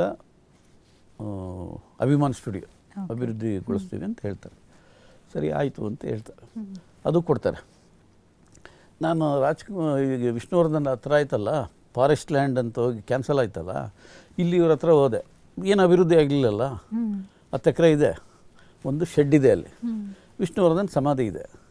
ಅದಕ್ಕೆ ನಾನು ಅವ್ರನ್ನ ಕರೆದು ಹೇಳಿದೆ, ಅವ್ರ ಮಗಳು ಯಾರೋ ಒಬ್ಬ ಮಗಳಿದ್ದಾಳೆ, ಅವ್ರ ಮಗಳು ಮೊಮ್ಮಗ ಅವ್ರನ್ನೆಲ್ಲ ಕರೆಸ್ಬಿಟ್ಟು, ನೋಡಪ್ಪ ಯಾವ ಕಂಡೀಷನ್ ಯಾವ ಉದ್ದೇಶಕ್ಕೆ ಕೊಟ್ಟಿದ್ದೀವಿ ಆ ಉದ್ದೇಶಕ್ಕೆ ಬಳಸ್ಕೊಂಡಿಲ್ಲ ನೀವು. 20 ಎಕರೆ ಕೊಟ್ಟಿದ್ವಿ, ಆಮೇಲೆ ಅದರಲ್ಲಿ 10 ಎಕರೆ ಮಾರ್ಬಿಟ್ಟು ಬಂದಿದ್ದ ಹಣದಿಂದ 2 ವರ್ಷದೊಳಗಡೆ ಕಟ್ಟಬೇಕು, ಪ್ಲ್ಯಾನ್ ತಗೋಬೇಕು, ಪ್ರಾಪರ್ಟಿ ಟ್ಯಾಕ್ಸ್ ಕಟ್ಟಬೇಕು ಇದೆಲ್ಲ ಹೇಳಿದ್ವಿ. ವೈಲೇಷನ್ನು ಇಲ್ಲಾಂದರೆ ವಾಪಸ್ ತಗೊಂತೀವಿ ಒಂದು ಕಂಡೀಷನ್ ಹಾಕಿದ್ರಲ್ಲ. ಫಾರೆಸ್ಟ್ ಡಿಪಾರ್ಟ್ ಸಹಮತ ಪಡ್ಕೊಂಡೇ ಕೊಟ್ಟಿರೋದಾಗ 1970ಯಲ್ಲಿ ಫಾರೆಸ್ಟ್ ಮುಫತ್ಲಾಲ್ ಕಾವಲ್ ಅಂತ ಫಾರೆಸ್ಟ್ ಇದೆ, ಅದು ಫಾರೆಸ್ಟ್ ಇಲಾಖೆಯಿಂದ ಸಹಮತ ಪಡ್ಕೊಂಡು ಕೊಟ್ಟಿರೋದು. ಅದು ಫಾರೆಸ್ಟ್ ಸಹಮತ ಕೊಟ್ಟರೆ ಡಿನೋಟಿಫೈ ಆದರೆ ಫಾರೆಸ್ಟ್ ಲ್ಯಾಂಡ್ ಅಲ್ಲ. ಕೊಟ್ಟೆಲ್ಲ ಆದಮೇಲೆ ಆಯಿತು, ಈಗ ನೋಡಿ ನೀವು ಮಾಡಲಿಲ್ಲ, ನಾನು ಎಷ್ಟೋ ತೊಗೊಂಡಿದ್ದೀನಲ್ಲ ಸರ್ಕಾರಕ್ಕೆ ಹೇಳ್ದಲ್ಲ, ಅವೆಲ್ಲ ಬೇಕಾದಷ್ಟು ಸಾವಿರಾರು ಎಕರೆ ತೊಗೊಂಡಿದ್ದೆ, ಅದಕ್ಕೆ ಇದನ್ನು ಸರ್ಕಾರಕ್ಕೆ ತಗೊಂಡ್ಬಿಡ್ತೀನಿ ನೋಡಿ. ಬಟ್ ಬಾಲಕೃಷ್ಣ ಅವರು ಕೂಡ ಒಬ್ಬರು ಮೇರು ನಟರು, ಹಿರಿಯರು, ಅದಕ್ಕೆ ಆಗೋದು ಬೇಡ, 2 ಎಕರೆ ಜಾಗ ಕೊಟ್ಬಿಟ್ರಿ ಅಂದೆ ಇವ್ರಿಗೆ, ವಿಷ್ಣುವರ್ಧನ್ ಸಮಾಧಿ ಇದೆ ಅಂತ. ಆಯಿತು ಅಂತ ಬರೆದು ಕೊಟ್ಟರು. ಕನ್ಸೆಂಟ್ ಲೆಟ್ರ್ ತಗೊಂಡೆ, ಸರ್ಕಾರಕ್ಕೆ ಬರೆದೆ. ಸರ್ಕಾರಕ್ಕೆ ಬರೆದು ಇದು ಈ ರೀತಿ ಆಗಿದೆ, ಹೇಗಿದೆ, ಇಲ್ಲೇ 2 ಎಕರೆ ಕೊಡೋದು ಸೂಕ್ತ, ಅಲ್ಲಿ ಫಾರೆಸ್ಟ್ ಲ್ಯಾಂಡ್ ಅಂದ್ಬಿಟ್ಟು ಸ್ಟೇ ತಗೊಂಡ್ಬಿಟ್ಟಿದ್ದಾರೆ, ಇದು ಈ ಥರ ಆಗಿದೆ ಅಂದ್ಬಿಟ್ಟು ಮತ್ತೆ ಫಾರೆಸ್ಟ್ ಡಿಪಾರ್ಟ್ಮೆಂಟಿಗೆ ಲೆಟ್ರ್ ಬರೆದು ಸಹಮತ ಇನ್ನೊಂದು ಸಾರಿ ಕೊಡಿ ಅಂತ. ಫಾರೆಸ್ಟ್ ಡಿಪಾರ್ಟ್ಮೆಂಟಿಂದನೂ ಸಹಮತ ತಗೊಂಡು, ಕಂದಾಯ ಇಲಾಖೆಯಿಂದನೂ ಸಹಮತ ತಗೊಂಡು, ಸರ್ವೆ ನಂಬರ್ 26 2 ಎಕರೆ ಸರ್ವೆ ಮಾಡಿ ವಿಷ್ಣುವರ್ಧನ್ ಸ್ಮಾರಕ ಅಂತ ಕೊಟ್ಟೆ. ಇದನ್ನು ಅಭಿವೃದ್ಧಿಪಡಿಸ್ಬೇಕು 2 ವರ್ಷದೊಳಗಡೆ, ಎಲ್ಲ ಟರ್ಮ್ಸ್ ಆ್ಯಂಡ್ ಕಂಡೀಷನು. ಅದೇನಾಯಿತು ಅಂದರೆ ಎಷ್ಟೋ ಇದು ಕೊನೆಗೆ ಅದು ಏನೂ ಆಗಲೇ ಇಲ್ಲ. ವಿಷ್ಣುವರ್ಧನ್ ಸ್ಮಾರಕ ಮೈಸೂರು ಕಡೆ ಎಲ್ಲ ಕೊಟ್ರಂತೆ. ಸರಿ ನಾನು ಆಯಿತು, ಈಗ ರೀಸೆಂಟಾಗಿ ಅದು ಹೊಡೆದಾಕ್ಬಿಟ್ಟಿದ್ದಾರೆ. ಆವಾಗ ಹೊಡೆದಾಕಿದಾಗ ನನಗೆ ಸ್ವಲ್ಪ ಬೇಸರ ಆಯಿತು, ಇದು ಕೊಟ್ಟೇ ಇದ್ದೀವಲ್ಲ, ಇದು ಫಾರೆಸ್ಟ್ ಲ್ಯಾಂಡು ಅಂತ. ಫಾರೆಸ್ಟ್ ಸಹಮತ ತಗೊಂಡೇ ಇದ್ದೀವಿ, ನಾನು ಡಿ ಸಿ ಇದ್ದಾಗೂ ಫಾರೆಸ್ಟ್ ಇಲಾಖೆಯಿಂದ ಸಹಮತ ಪಡ್ಕೊಂಡೆ, ಕಾಪಿ ಇದೆ ನಾನು.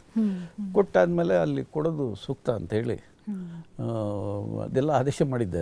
ಅದು ಸ್ವಲ್ಪ ಮಾಹಿತಿ ಇಲ್ಲ, ಬಟ್ ಕೊಡ್ಬೋದು 2 ಎಕರೆಯಲ್ಲಿ. ಓಕೆ, ಬಹಳ ಸೊಗಸಾಗಿತ್ತು ಸರ್ ನಿಮ್ಮ ಜೊತೆ ಮಾತಾಡಿ. ಕಾರ್ಯಕ್ರಮದ ಕೊನೆ ಹಂತದಲ್ಲಿ ಇದ್ದೀವಿ. ಒಂದು ಕಿವಿ ಮಾತು ಹೇಳೋದಾದರೆ ಏನು ಹೇಳಕ್ಕೆ ಇಷ್ಟಪಡ್ತೀರಾ? ಒಂದು ಮೆಸೇಜ್, ಒಂದು ಕಿವಿ ಮಾತು, ನಮ್ಮ ಬಾಹುಬಲಿ, ಇಂದಿನ ಕಾರ್ಯಕ್ರಮದ ಬಾಹುಬಲಿಯ ಮಾತುಗಳು. ಈಗ ತಾವು ಇಷ್ಟೊತ್ತು ನೀವು ಕೂಡ ಅಮೂಲಾಗ್ರವಾಗಿ ಆ್ಯಕ್ಟ್ ರೂಲ್ಸ್ ಎಲ್ಲ ತಿಳ್ಕೊಂಡಿದ್ರೆ, ಕೆಲವೆಲ್ಲ ಹೇಳ್ತಾ ಇದ್ರೆ ನನಗೂ ಖುಷಿಯಾಯಿತು. ಅಂದರೆ ಒಬ್ಬ ಅಧಿಕಾರಿಯಾಗಿ ಇಂಪಾರ್ಷಿಯಲ್ ಆಗಿ ಯಾರಿಗೂ ಒಂದು ಇದಾಗ್ದಂಗೆ ಮಾಡಿದ್ರೆ ಖಂಡಿತ ಒಳ್ಳೆಯದಾಗ್ತದೆ. ಯಾರೂ ಕಾಮೆಂಟು ಮಾಡಲ್ಲ, ಇಂಪಾರ್ಷಿಯಲ್ ಆಗಿ ಒಬ್ಬರು ಪರ ವಿರೋಧ ಅವೆಲ್ಲ ಏನು ಮಾಡಬಾರ್ದು. ಈ ವಿಶೇಷವಾಗಿ ಕೋರ್ಟ್ ಕೇಸಸ್ ಎಲ್ಲ ಮಾಡ್ತಿದ್ವಲ್ಲ, ನನಗೆ ಈ ಥರ ಮಾಡಿರಿ ಅಂತ ಯಾರೂ ಹೇಳ್ತಿರ್ಲಿಲ್ಲ. ಮೆರಿಟ್ ಮೇಲೆ ಮಾಡಬೇಕಾಗ್ತಿದೆ. 4 ವರ್ಷ ಕೋರ್ಟ್ ಕಂಡಕ್ಟ್ ಮಾಡೋದು, ಅದು ಇದು ಅಡ್ವೊಕೇಟ್ಸ್ ಯಾರು ಒಂದು ದಿವಸ ಒಂದು ಕಂಪ್ಲೇಂಟ್ ಮಾಡಲಿಲ್ಲ.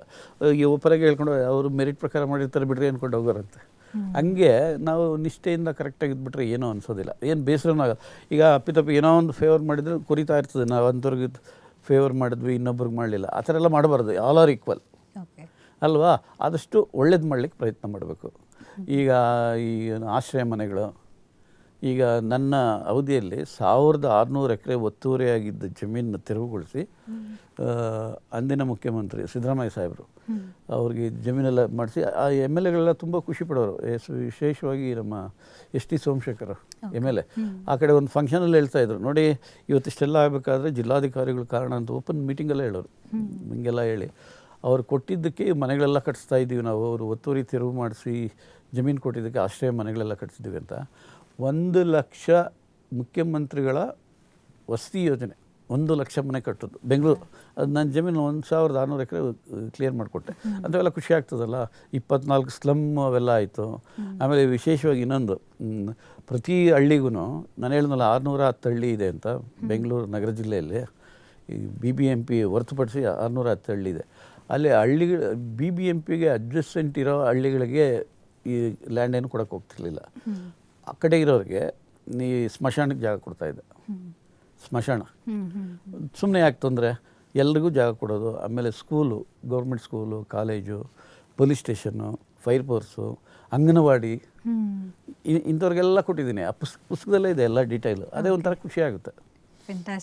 ನಿಮಾನ್ಸ್ ಅದಕ್ಕೆ 39 ಎಕರೆ ಕೊಟ್ಟಿದ್ದೆ, ಒತ್ತುವರಿಯಾಗಿ ತೆಗೆಸಿ ಅದಕ್ಕೆ. ಅಂಥವೆಲ್ಲ ಉಳ್ಕೊಳ್ಳುತ್ತಲ್ಲ.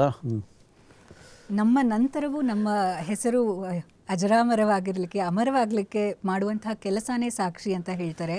ಸತ್ಯ, ನಿಷ್ಠೆ ಹಾಗೆ ದೃಢತೆಯಿಂದ ನೀವು ಮಾಡಿರುವಂತಹ ಸೇವೆ ನಾವೆಲ್ಲರೂ ಚಿರಋಣಿ ಆಗಿರ್ತೀವಿ. ಇಡೀ ಕರ್ನಾಟಕನೇ ಹೆಮ್ಮೆ ಪಡುವಂತಹ ವ್ಯಕ್ತಿತ್ವ ನೀವಾಗಿದ್ದೀರಾ.